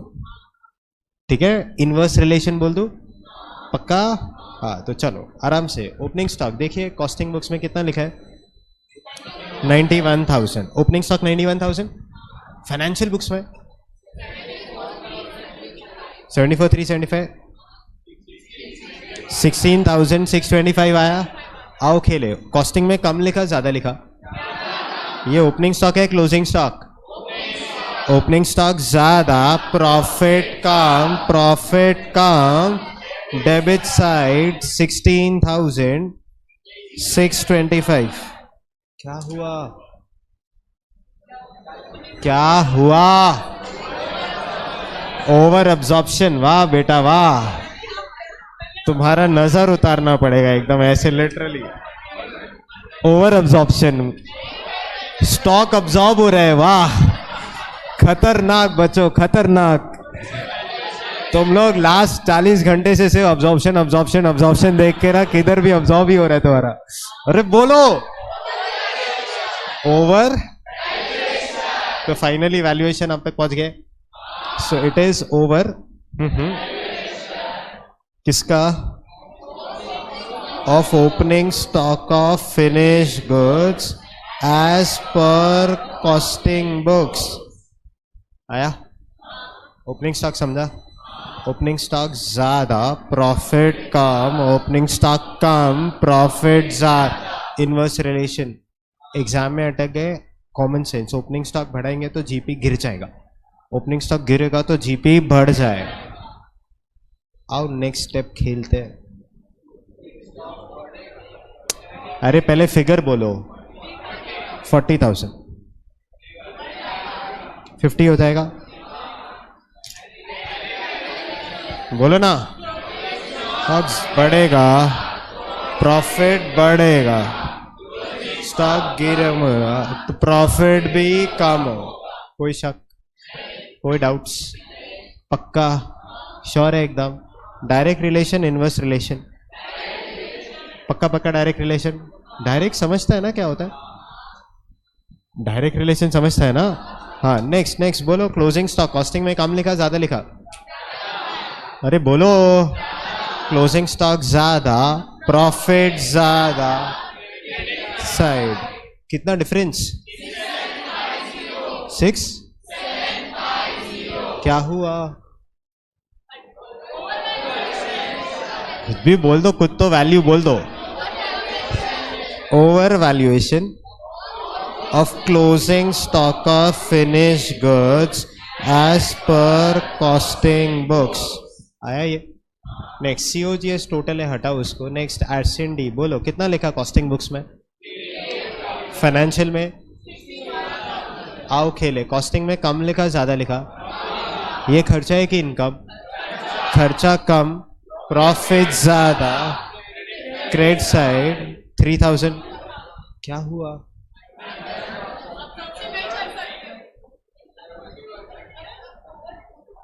एसएनडी ओवरहेड्स ही तो है। एक सेकेंड, एसएनडी ओवरहेड्स है। Absorption costing does not apply to S and D overheads but if company applies we will apply. ये सेंटेंस नेक्स्ट क्वेश्चन में समझ में आएगा। अभी के लिए कहने से डिफरेंस ओवरहेड्स में है। लॉजिकली डिफरेंस आना नहीं चाहिए था, बट अब डिफरेंस आ रहा है तो हम लोग की मजबूरी है, या तो हम उसको अंडर एब्जॉर्प्शन बोलेंगे या ओवर एब्जॉर्प्शन बोल। थोड़ा सोचो फिर से। कॉस्टिंग में कम लिखा है तो under absorption of S and D overheads as per costing books. थोड़ा थोड़ा आया, सच्ची बोलो आया? नेक्स्ट आगे एसएनडी के बाद सीओएस है। प्रॉफिट ऑलरेडी लिख चुके हैं, सेल सेम है, करेक्ट? श्योर? कहने से cost sheet is reconciled with financial books. दो चीज बच गया, financial income, financial expense, capital gain, capital losses. ये first point. And last point बच गया, fifth point, notional expenses appearing only in costing books. Check करो, कोई नोशनल एक्सपेंस है? नहीं। क्या कोई फाइनेंशियल एक्सपेंस है? फाइनेंशियल इनकम है तो उसका इंपैक्ट आएगा, पक्का आएगा। चलो सबसे पहले बोलो, फाइनेंशियल एक्सपेंस है, इनकम है? एक्सपेंस है। गुडविल है? गुडविल। Simple question. कॉस्टिंग में कम लिखा ज्यादा लिखा? फिर से पूछता हूं, कॉस्टिंग में कम लिखा ज्यादा लिखा?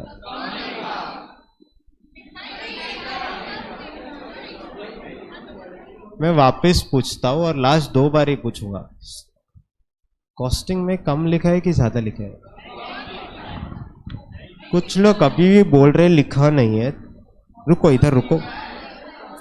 Costing books, financial books, goodwill written of, ये 1 लाख है। इधर कितना है? हाँ तो ये कम लिखा है ना, फिर कम लिखा है कि नहीं?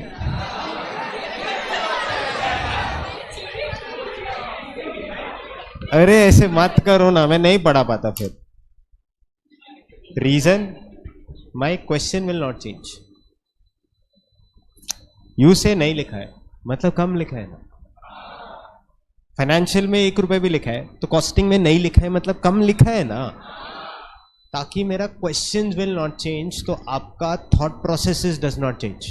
सिंपल 2 क्वेश्चन पूछना है, कॉस्टिंग में कम लिखा ज्यादा लिखा, खर्चा है कि इनकम, खत्म, डिसाइड हो जाएगी। खेलू? कॉस्टिंग में कम लिखा ज्यादा लिखा? नहीं लिखा नहीं बोलोगे ना। कम लिखा ज्यादा लिखा बात हो पाएगा? पक्का? झगड़ा नहीं करोगे? नहीं। कॉस्टिंग में कम लिखा ज्यादा लिखा, खर्चा है कि इनकम? खर्चा कम, प्रॉफिट ज्यादा, कहाँ लिखो? Credit side. आया समझ? तो इधर कुछ ना कुछ लिखेंगे बट इधर गुडविल रिटर्न ऑफ आ जाएगा विच इज 1 लाख। आया ये? नेक्स्ट बोलो नेक्स्ट। इसको सोचो कि डायरेक्ट लिख दो। अरे लिख दो, जहां गुडविल आया वहीं पे डिविडेंड पेड आएगा। बोलो बोलो बोलो, वहीं पे बैड डेट्स आ जाएगा। बोलो ना, डिविडेंड पेड कितना, बैड डेट्स कितना? 12,000, करेक्ट। नेक्स्ट इन शॉर्ट 1,97,000 आया। अच्छा अब इसको लिखूं क्या? ये क्या है? फाइनेंशियल एक्सपेंस, तो ऐसे लिखो एक्सपेंसेस अपीयरिंग ओनली इन, कुछ स्ट्राइक होना चाहिए, only in dash books, financial books बोलो चलेगा? कुछ गलत किया? नहीं। नेक्स्ट आगे बोलो, अब क्या बच गया? कहाँ लिखो? अभी इसमें सोचने का क्या जरूरत है, ये जब इधर आ गया तो ये इधर ही आएगा। प्रॉब्लम ये है कभी कभी ये नहीं आता, तो तब आप खो नहीं जाना कि ये इधर तो वो उधर समझा। रॉन्ग तो बोल ही नहीं सकता। आप जैसा स्किल्ड इंसान अगर ये सब कमेंट कर रहा है तो रॉन्ग तो, हाँ घमंड घमंड तो नहीं रखना चाहिए इंसान, है ना। आ जाओ आ जाओ, मेरे को बोलो ना, रेंट रिसीव्ड है कि पहले इंटरेस्ट रिसीव्ड है? कॉस्टिंग में कम लिखा ज्यादा लिखा? अरे बोलो, कम लिखा, नहीं लिखा वालों कम लिखा। ये खर्चा है कि इनकम? इनकम कम,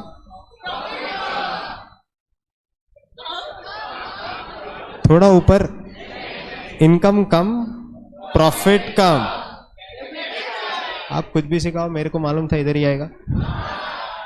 जब इधर ही आएगा, मैंने तो सुना ही नहीं, पता है आप कुछ भी बोले मैं सुना ही नहीं।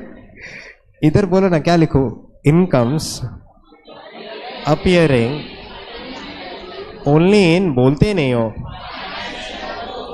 ओहो, only in financial books, correct. कौन कौन सी income? Interest received, rent received, correct है। इंटरेस्ट रिसीव्ड कितना? Rent received 45, 18 is 63,000। प्लीज बोलो ये आया? और कुछ डिफरेंस बच गया? एक बार कैलसी उठाओ बच्चों, आज हो जाए। टैली हुआ तो बस आप लोग शुरू करना, वरना मैं रिवाइज करके आऊंगा नेक्स्ट लेक्चर।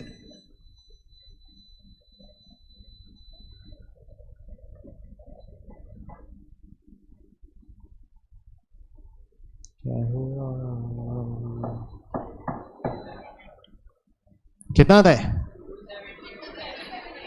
270, 292 आता है। प्लीज बोलो ये आया? श्योर? अच्छे से समझा? मैंने क्या स्टेटमेंट बनाया कि अकाउंट बनाया? कुछ लोग बोल रहे कुछ लिखा ही नहीं है। This is reconciliation account. Debit credit तो अकाउंट में होता है, स्टेटमेंट होता तो एडलेस करता है। स्टेटमेंट आया, सॉरी अकाउंट आया, स्टेटमेंट बाद में सिखाता हूं। शुरू करें? लिखिए ना, क्वेश्चन ने क्या पूछा वैसे चेक करो। स्टेटमेंट पूछा है, स्टेटमेंट पूछा है ना, हाँ तो मार्क्स स्टेटमेंट के अकाउंट का नहीं है। तो मैं इधर क्या लिख रहा हूं देखो, ओफू reconciliation account,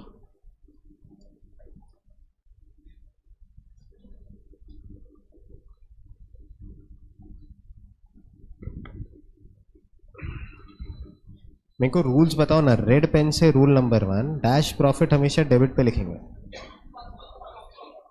1,87,000 आता है.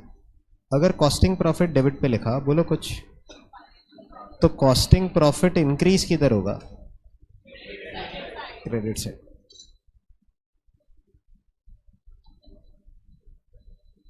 एग्जाम में रेड पेन से लिख के आओगे.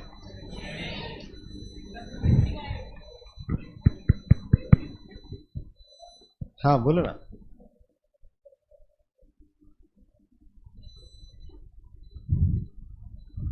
तीन घंटे बाद रिप्लाई करता है. 3 hours from now. It is 6:45. Count करना 3 hours. ठीक है, एग्जैक्ट 3 hours. मोस्टली उससे पहले आंसर आ जाएगा, आपको खुद को भी समझ में आ जाएगा. We keep this. Next costing profit हो गया. अब नेक्स्ट बोलो. उनका क्वेश्चन क्या था ये समझा? कॉस्टिंग प्रॉफिट ही क्यों लूं, फाइनेंशियल प्रॉफिट से क्यों रिकनसाइल नहीं करूं? उसके एक ही रीजन है, वो चिंटू चिंटू सम्स जो आपके बुक में है आगे और जो एग्जाम में पूछते हैं. आप बोलो पूरा सम फाइनेंशियल प्रॉफिट से रिकनसाइल कर दूं, कोई प्रॉब्लम ही नहीं. क्योंकि देखो, आप एक्स को रिकनसाइल करो वाई से या वाई को एक्स से, आंसर सेम ही रहेगा. That is why you always said it in BRS, whether you start from cash book or you start from pass book, makes no difference to life. At the end differences आ गया तो add less करके tally हो जाएगा. Question कितने बार क्यों costing book ले रहा हूं ना, अभी बता दूं कि रुक सकते हो थोड़ा, पक्का रुक सकते हैं. किसी दिन खुद को समझेगा तो ऐसा मजा आएगा. पक्का May 24 का पेपर खुद को समझ जाएगा. आज जाके खोलना मत, कुछ नहीं समझेगा. नेक्स्ट लेक्चर में सिखाऊंगा, फिर समझेगा. आ जाओ. कॉस्टिंग प्रॉफिट लिख दिया. अब उसके क्रेडिट साइड पे आई गेस फाइनेंशियल प्रॉफिट कितना फिगर बेटा? 33,542. अब फिर से रिकंसिलिएशन शुरू करते हैं. कॉस्ट शीट को रिकंसाइल करेंगे फाइनेंशियल प्रॉफिट के साथ. डीएम सेम है, डीएल सेम है, रिको में नहीं आएगा, टोटल्स आते नहीं है. नेक्स्ट खर्चा FOH. कॉस्टिंग में कम लिखा ज्यादा लिखा? कम लिखा. खर्चा है कि इनकम? प्यार से बात करो ना, मैं तो आराम से बात कर रहा हूँ. कॉस्टिंग में कम लिखा ज्यादा लिखा? खर्चा है कि इनकम? खर्चा कम, प्रॉफिट ज्यादा. कहाँ लिखो? Credit side. आइए प्लीज. क्या लिखूं? क्या हुआ? Under absorption. किसके साथ हुआ? Factory overheads. किधर हुआ? Costing books. आइए. Under absorption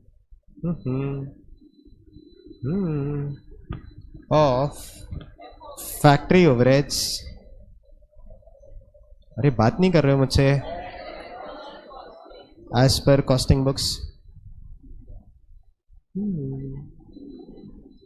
question number 1. क्या हुआ? वादा अभी नहीं देना.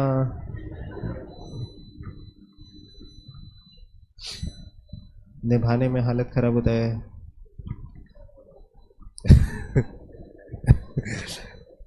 हर कुछ ऐसे एक्सपीरियंस वाले लोगों से सीख लो, तुम्हें फायदा होएगा. क्या हुआ? अरे उसके बाद क्या हुआ? किसके साथ हुआ?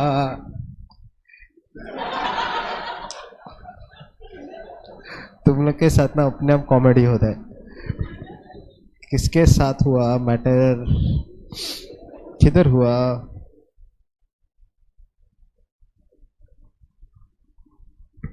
Question number 2, question number 3.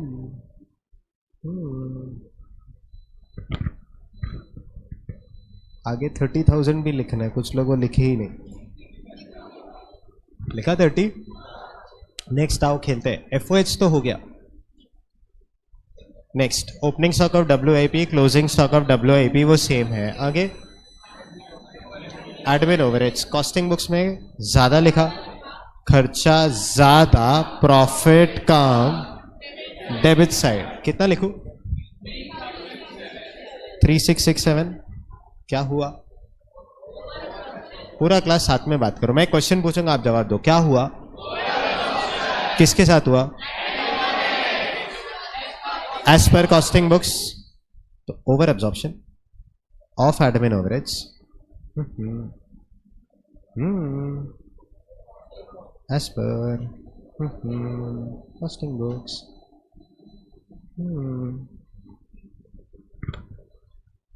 आया एडमिन ओवरेज થઈ ગયો। नेक्स्ट ओपनिंग स्टॉक बोलो ना। फिनिश गुड्स का, वेरी गुड। ओपनिंग स्टॉक किसका? फिनिश गुड्स का। कॉस्टिंग में कम लिखा ज्यादा लिखा? ये ओपनिंग स्टॉक है क्लोजिंग स्टॉक? ओपनिंग स्टॉक ज्यादा, प्रॉफिट का डेबिट साइड। अरे फिगर फिगर बोलो, फिगर 16,000। क्या हुआ? अब्जॉर्प्शन हो पा रहा है? वैल्यूएशन, तो over valuation of opening stock of finish goods as per बोलो तो पर कॉस्टिंग बुक्स। आया?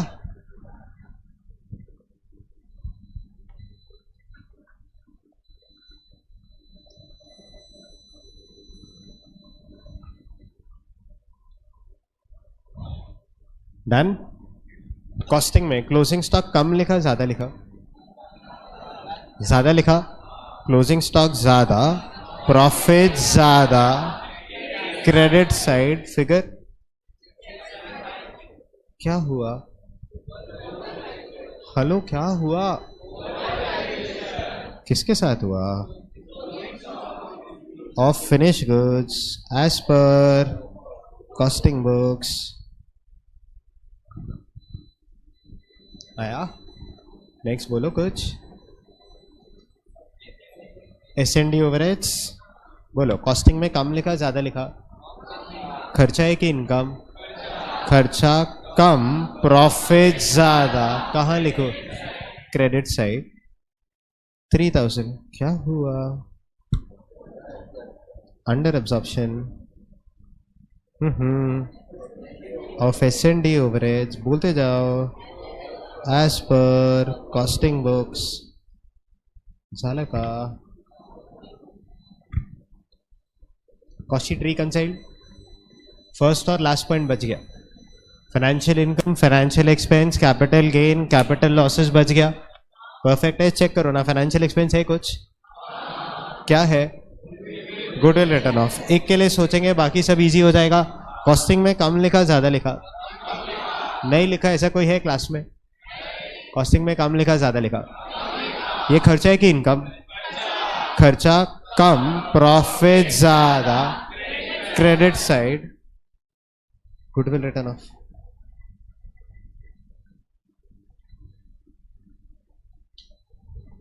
Goodwill written of.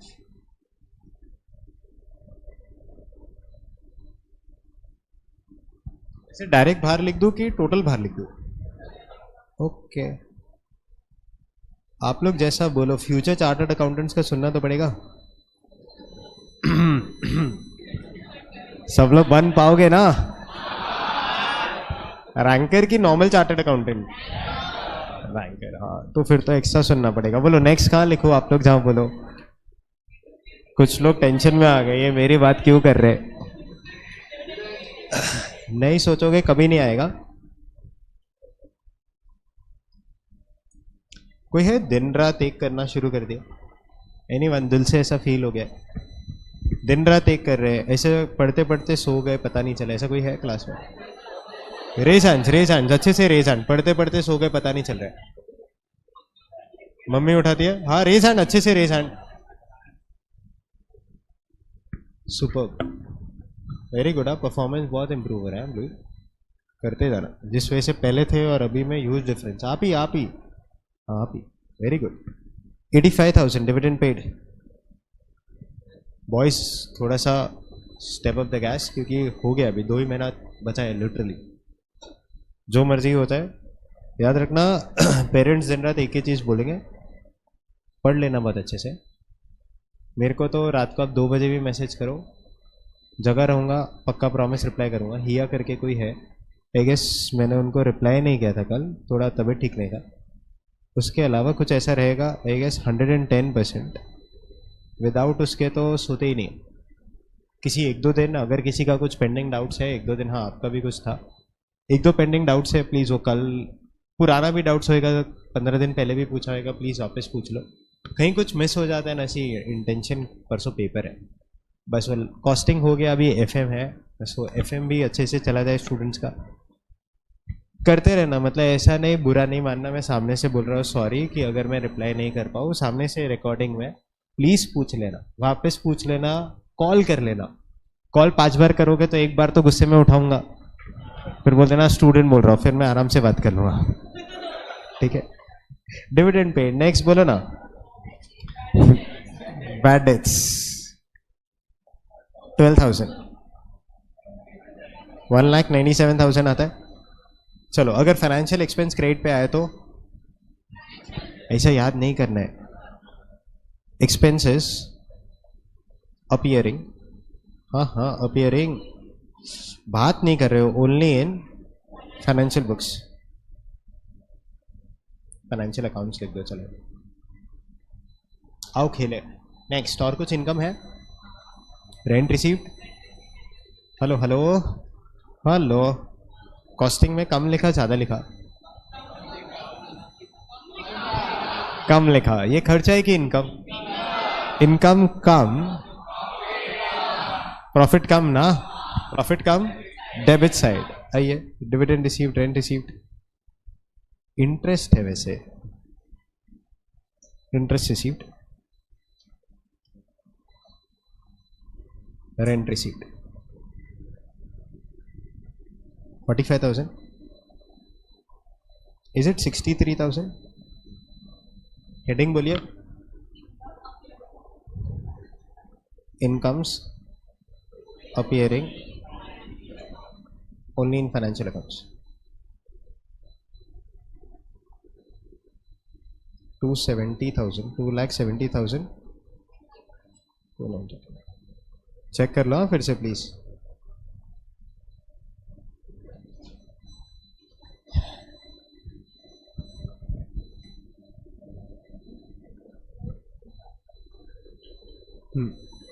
अगर कॉस्ट शीट में इंटरेस्ट होएगा तो लिंक, अगर फाइनेंशियल में इंटरेस्ट है एंड इफ दे से कॉस्टिंग में भी लेना है तो फिर इंटरेस्ट नहीं आएगा।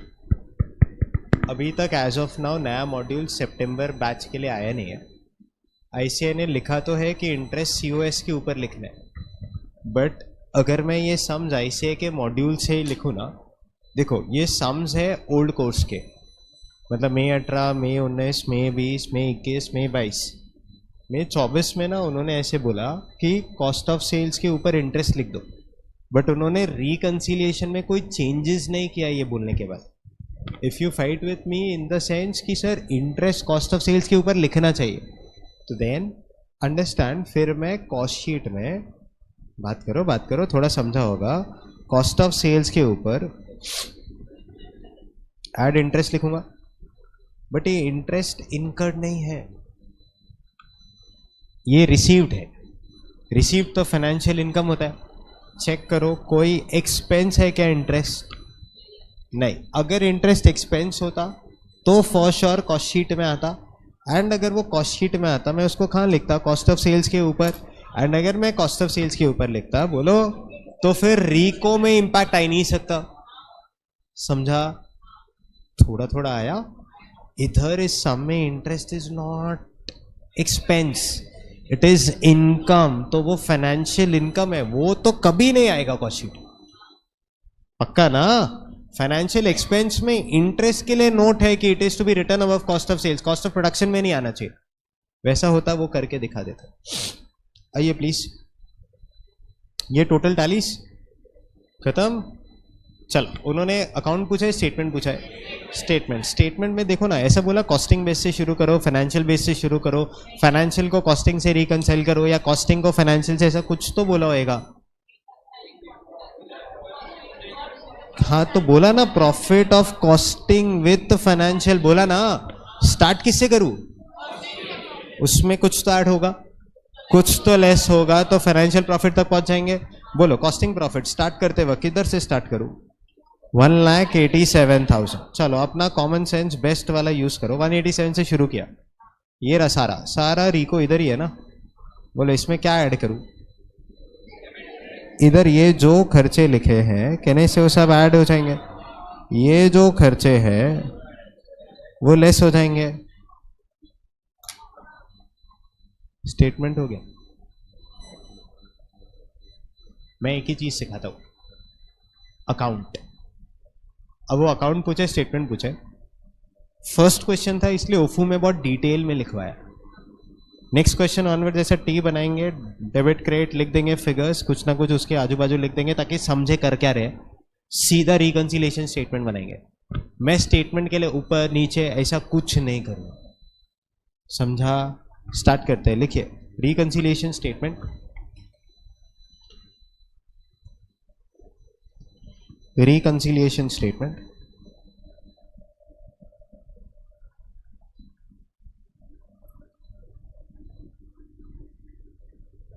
Taking costing profit as base. समझा ऐसा क्यों लिखा?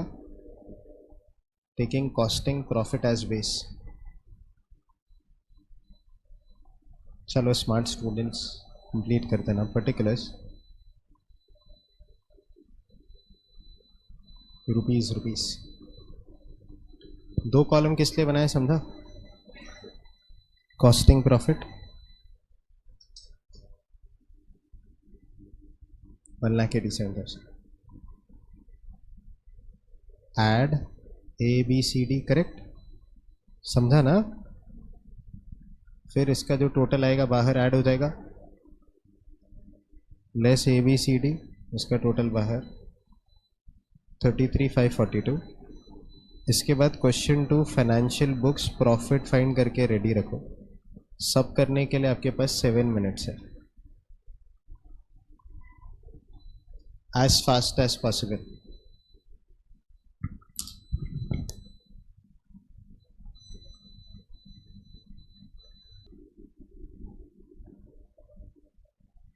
चलिए स्टॉप।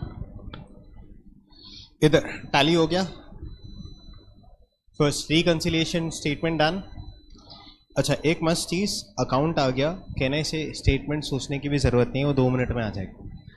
एडलेस करना है, किसी से भी स्टार्ट करो, किसी से भी। अच्छा मान लो फाइनेंशियल प्रॉफिट एज बेस बोलते तो आई गेस ये ऐड हो जाता, आई गेस ये लेस हो जाता, कॉस्टिंग प्रॉफिट तक पहुंच जाते। क्वेश्चन नंबर 2 एक ही चीज है जो थोड़ा ध्यान से before we go to question 2 इधर आइए, points to remember for this chapter. पहला, बाय डिफॉल्ट वी कॉपी, बोलो direct materials and direct labour from which accounts? बोलो ना financial accounts, DMDL financial accounts हो गया। Next, by default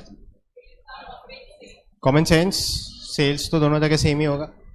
by default there is no method difference for raw material and WIP stock and therefore it is taken same as, बोलो financial accounts.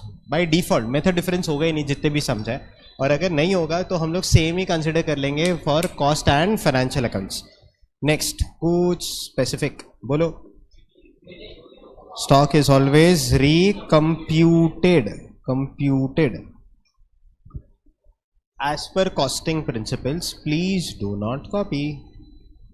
Okay, by default we follow, बोलो carry forward method in costing and record only absorbed amount. Proof, आपने FOH 270 record किया, देखो hello जी hello, देखो ना FOH 270 record किया, but actual में कितना लग गया? 3 लाख। सो 30,000 का अंडर या ओवर एब्जॉर्प्शन आपने कॉस्ट शीट में कहीं लिखा नहीं, तो कहने से आपने बाय डिफॉल्ट कैरी फॉरवर्ड कर लिया। सो हम लोग कुछ भी डिफरेंस रहेगा ना, कहने से कैरी फॉरवर्ड करके खत्म कर देंगे। थोड़ा समझा? तो आपको ये सोचने की जरूरत नहीं है, जो भी एक्चुअल फिगर है वो लिख दिया, डिफरेंस आया वो अंडर या ओवर एब्जॉर्प्शन कैरी फॉरवर्ड किया तभी रिको में आया। खुले अमाउंट का डिफरेंस कैरी फॉरवर्ड मेथड से ही रिको में आएगा। अगर सप्लीमेंट्री मेथड किया होता तो कहने से जहां पे 270 लिखा है वहां 30 और लिखता, डिफरेंस नहीं आता। Cost of sales costing PNL करता, 30 नीचे लिखता, COS के ऊपर डिफरेंस नहीं आता। समझा? आगे से क्वेश्चन नंबर 2, आपने profit as per financial books तो फाइंड कर लिया, आई गेस 40,000 आता है। कुछ स्पेशल है सर बी पार्ट में, ध्यान से मैं सिखा के आपको 12 मिनट्स दूंगा, आप रिकंसिलिएशन खुद से करेंगे। एक बार ये हो जाएगा, क्वेश्चन नंबर 3 नहीं, आई गेस क्वेश्चन नंबर 1 शुरू कर देंगे। सुनो करना क्या है, प्रिपेयर कॉस्ट शीट, ठीक है, and ascertain profit as per cost accounts for the year ended 31 March 2021। Cost sheet बनाएंगे, ये हो जाएगा। Assuming that highlighters indirect expenses are absorbed on the basis of, बोलो, normal production capacity. Simple question. Indirect expenses मतलब वो expenses जो direct नहीं है, मतलब वो direct material, direct labour, direct expenses के अलावा जितने खर्चे हैं वो इनडायरेक्ट है। पहला lecture costing, cost as a subject is divided into two parts. You have something called as direct cost and indirect cost. Direct cost दो condition, fully variable and depends on quantity produced, DM, DL, DE। वो खर्चे जो direct cost नहीं होता है या fully variable नहीं होते या क्वांटिटी प्रोड्यूस पे डिपेंड नहीं करते, वो इनडायरेक्ट होता है। इनडायरेक्ट में आई गेस FOH आता है, आगे बोलो AOH आता है, S&D आता है, कहानी ओवर। अच्छा, indirect expenses are absorbed on the basis of, क्या लिखा, normal production capacity. First thing, normal production capacity कितना यूनिट्स, 60,000। इधर आइए, सच में कितना यूनिट्स बना दिया, 50,000। Absorption rates are based on normal capacity.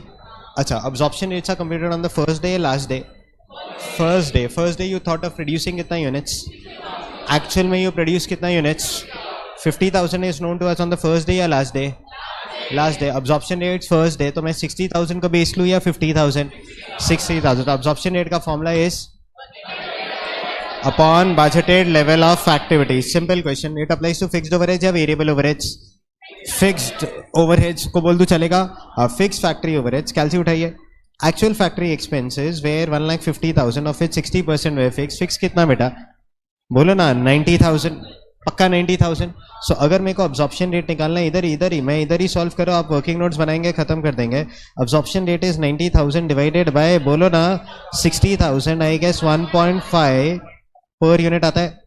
Interpretation, जब कंपनी एक यूनिट बनाएगा तब charge ₹1.5 as fix factory overheads. कोई शक, कोई डाउट्स नहीं। एडमिन ओवरहेड्स है ये sir, absorption rate, actual admin expenses were 45,000, completely fix, बोल दो कुछ, तो ये 45,000 आता है डिवाइडेड बाय 60,000, आगे बोलो 0.75 पर यूनिट आता है। इंटरप्रिटेशन, जब कंपनी एक यूनिट बनाएगा तब charge ₹0.75 as fixed admin overheads. कोई शक, पक्का। Last step, S&D। चलो, अब्जॉर्प्शन रेट इज, बोल तो, अच्छा, calculation, S&D overheads are 30,000 of which 40% are fixed, मतलब 12,000 is fixed। 12,000 divided by 60,000, I guess 0.2 per unit आता है। इंटरप्रिटेशन, जब कंपनी एक यूनिट, जब कंपनी एक यूनिट, अरे आप आगे बढ़ गए, लॉजिकली रॉन्ग हो गया, इसीलिए तो अब्जॉर्प्शन कॉस्टिंग S&D पे अप्लाई नहीं करता था, क्योंकि अब्जॉर्प्शन रेट फर्स्ट डे पे पता होएगा कितना बेच सकते हैं, तो कहने से उसी बेसिस पे बता लेते। इसीलिए wordings, absorption costing used to apply to those expenses which are dependent on production. इसलिए fix factory overheads and fix admin overheads related to production पे अप्लाई करता था, एडमिन जनरल पे अप्लाई नहीं करता, S&D पे भी अप्लाई नहीं करता। क्यों वो फील हुआ, जब कंपनी एक यूनिट, मालूम नहीं, बनाएगा बेचेगा, इसलिए इस क्वेश्चन में स्टॉक्स नहीं दिया, क्योंकि जो बनाएगा बेचेगा कुछ भी करेगा सेम है 50,000। अरे भगवान, अरे समझा क्या बात हो रहा है। अच्छा, फिर से बात करता है। Absorption costing applies to fix factory overheads world wide. It applies to fixed admin overheads related to production. क्योंकि as a manufacturer we can control production. First day पे सेल्स मालूम है, नहीं मालूम है, तभी तो अब्जॉर्प्शन कॉस्टिंग हमेशा क्वांटिटी प्रोड्यूस पे अप्लाई होता है, कभी क्वांटिटी सोल्ड पे अप्लाई नहीं होता. इसलिए एसएनडी इंटरप्रेट करते वक्त जब जब कंपनी एक यूनिट बनाएगा, बेचेगा, कुछ भी करेगा, वर्डिंग्स ऐसा एक लाइन बोला था 1 घंटे पहले. Generally absorption costing does not apply to admin and SND overheads, but if company applies we will also apply. Apply कर रहे हैं ना सब, मेरी भी मजबूरी हो गई, आपकी भी मजबूरी हो गई, अप्लाई करना पड़ेगा. पक्का कहने से गलत है, बट अगर क्वेश्चन कर रहा है तो मेरे को वो करना पड़ेगा, तभी तो डिफरेंसेस आएगा. समझा? नेक्स्ट पढ़ो, इंटरप्रेट करो. जब जब कंपनी एक यूनिट बनाएगा तब तब charge ₹0.2 as fixed SND overheads. कहानी खत्म. अब्जॉर्प्शन रेट आ गया. चलो जो भी आपने बोला 90 भी रॉन्ग, 45 भी रॉन्ग, 12 भी रॉन्ग, क्योंकि अब्जॉर्प्शन रेट के फॉर्मूला में POH अपॉन BLA आता है. एंड आपने तीनों एक्चुअल को बेस लिया है. कुछ याद आया? इन एब्सेंस ऑफ इंफॉर्मेशन एक बार AOH को BOH जैसा लिया था, तो in absence of information budgeted overheads are equal to actual, assume to be same as actual overheads. तो अब तो वही मानना पड़ेगा. विद दिस इंटरप्रिटेशन कहने से कॉस्ट शीट बनाएंगे. DM वही जो ऊपर क्वेश्चन ने दिया 5 lakhs, DL वही जो क्वेश्चन ने दिया 2.5 lakhs. I guess prime cost आ गया. प्राइम कॉस्ट के बाद ओरल इधर आओ. Add factory overheads, absorbed amount, fixed. कितना यूनिट्स बनाया? 50,000. हर यूनिट पे कितना रिकवर करोगे? 1.5. कैल्सी, अरे कैल्सी 75 आता है. ये फिक्स्ड के सामने अब्सॉर्ब्ड अमाउंट 75 आ गया. वेरिएबल पे अब्सॉर्प्शन कॉस्टिंग अप्लाई नहीं होता है, तो 1,50,000 का 40% वेरिएबल 60 तो वहां लिखेंगे ही. अरे बोलो, तो 75 प्लस 60 135 FOH बाहर आ जाएगा. थोड़ा थोड़ा आया. पक्का लिखवा दूं? लिखिए. बी पार्ट पहले अब्जॉर्प्शन रेट्स करूं कि पहले ही कॉस्ट शीट? लिखिए sir. Calculation of absorption rates.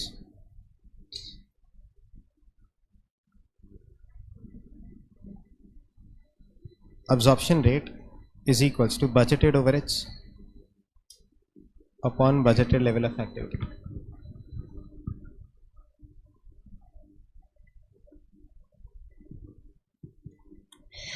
पहला फिक्स फैक्ट्री ओवरहेड्स बराबर ना. अरे सिर्फ फैक्ट्री ओवरहेड्स लिखना है, फिक्स पे ही अप्लाई होता है, वो तो कॉमन सेंस है.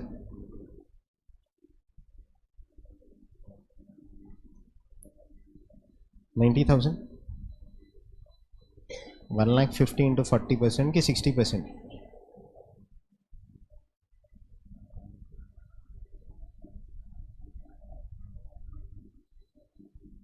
₹1.5 per unit.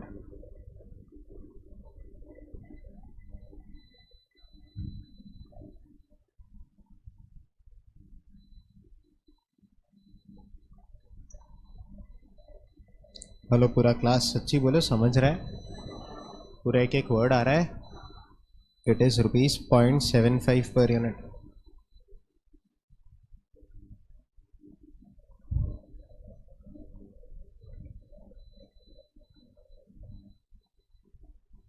$12,000 $30,000 into 40%.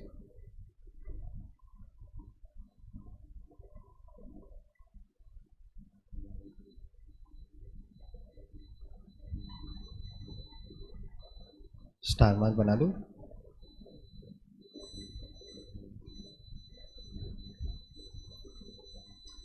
Star mark क्या लिखूं? इन absence of information about budgeted overheads we assume it to be same as actual overhead.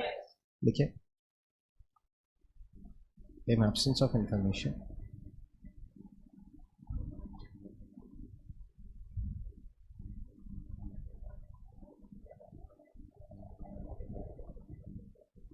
budgeted fixed overheads.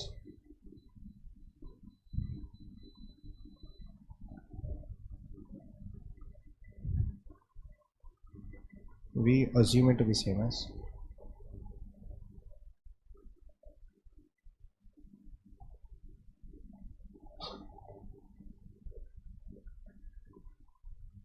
actual overheads.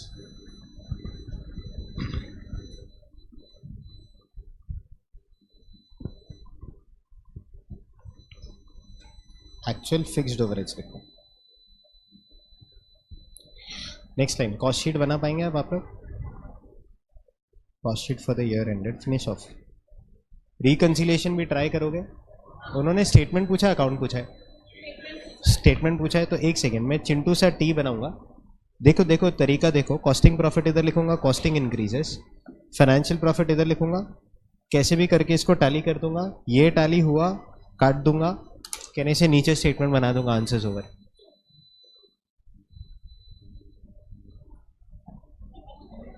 नहीं समझा?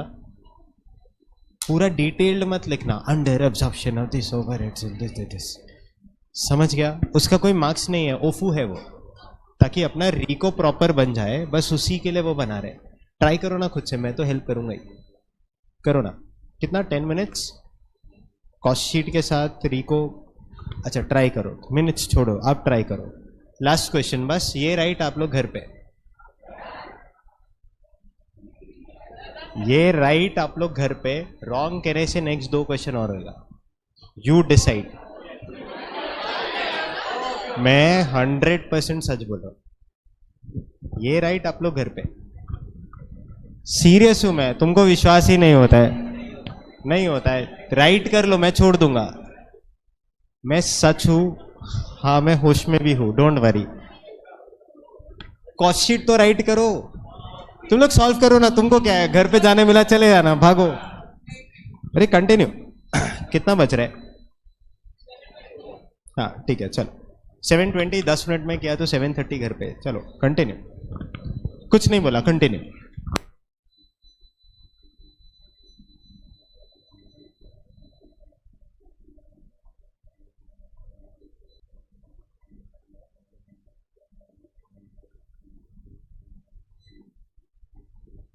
प्रॉफिट बोलो. कॉस्टिंग का प्रॉफिट 49,500. रुक जाओ रुक जाओ, एक सेकंड, घर जाने की जल्दी सबको है, hold. DM 5 lakhs, 2.5 lakhs, 7.5 lakhs, 1,35,000 आता है यार. फिक्स्ड वाला 75,000, वेरिएबल वाला 60,000, आई गेस 1,35,000, तो ये 8,85,000 आता है. नेक्स्ट आगे एडमिन 37,500, तो 9,12,500 बराबर ना. 10,000, 18,000 ऐसे ही कुछ है. सो ये 28,000,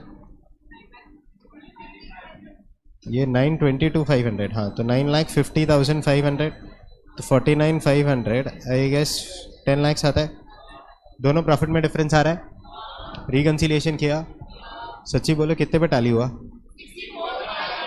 आई गेस 49,500, ये 40,000 बराबर है. एफओएच कॉस्टिंग बुक्स में कम लेगा, खर्चा कम, प्रॉफिट ज़्यादा. 15,000 क्रेडिट साइड, उधर 7,500 credit side, 2,000 credit side. Interest and dividend received 15,000 debit side. I guess 64,500 आया. सच्ची बोलो आया? पक्का डन? सच्ची आया? किससे स्टार्ट करोगे? अरे बोलो ना. फाइनेंशियल एंड कॉस्टिंग बुक्स, तो फाइनेंशियल से शुरू करेंगे, टेकिंग फाइनेंशियल एज बेस. कर पाएंगे? ऐसा लिखा कि इधर है शोन. हाँ तो किसी से भी स्टार्ट कर सकते हैं. हाँ रॉन्ग नहीं बोल रहा हूं मैं.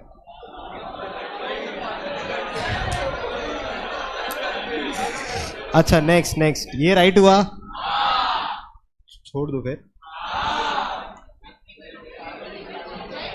चलो ठीक है, done. I will keep up to my words. Question number 1 homework.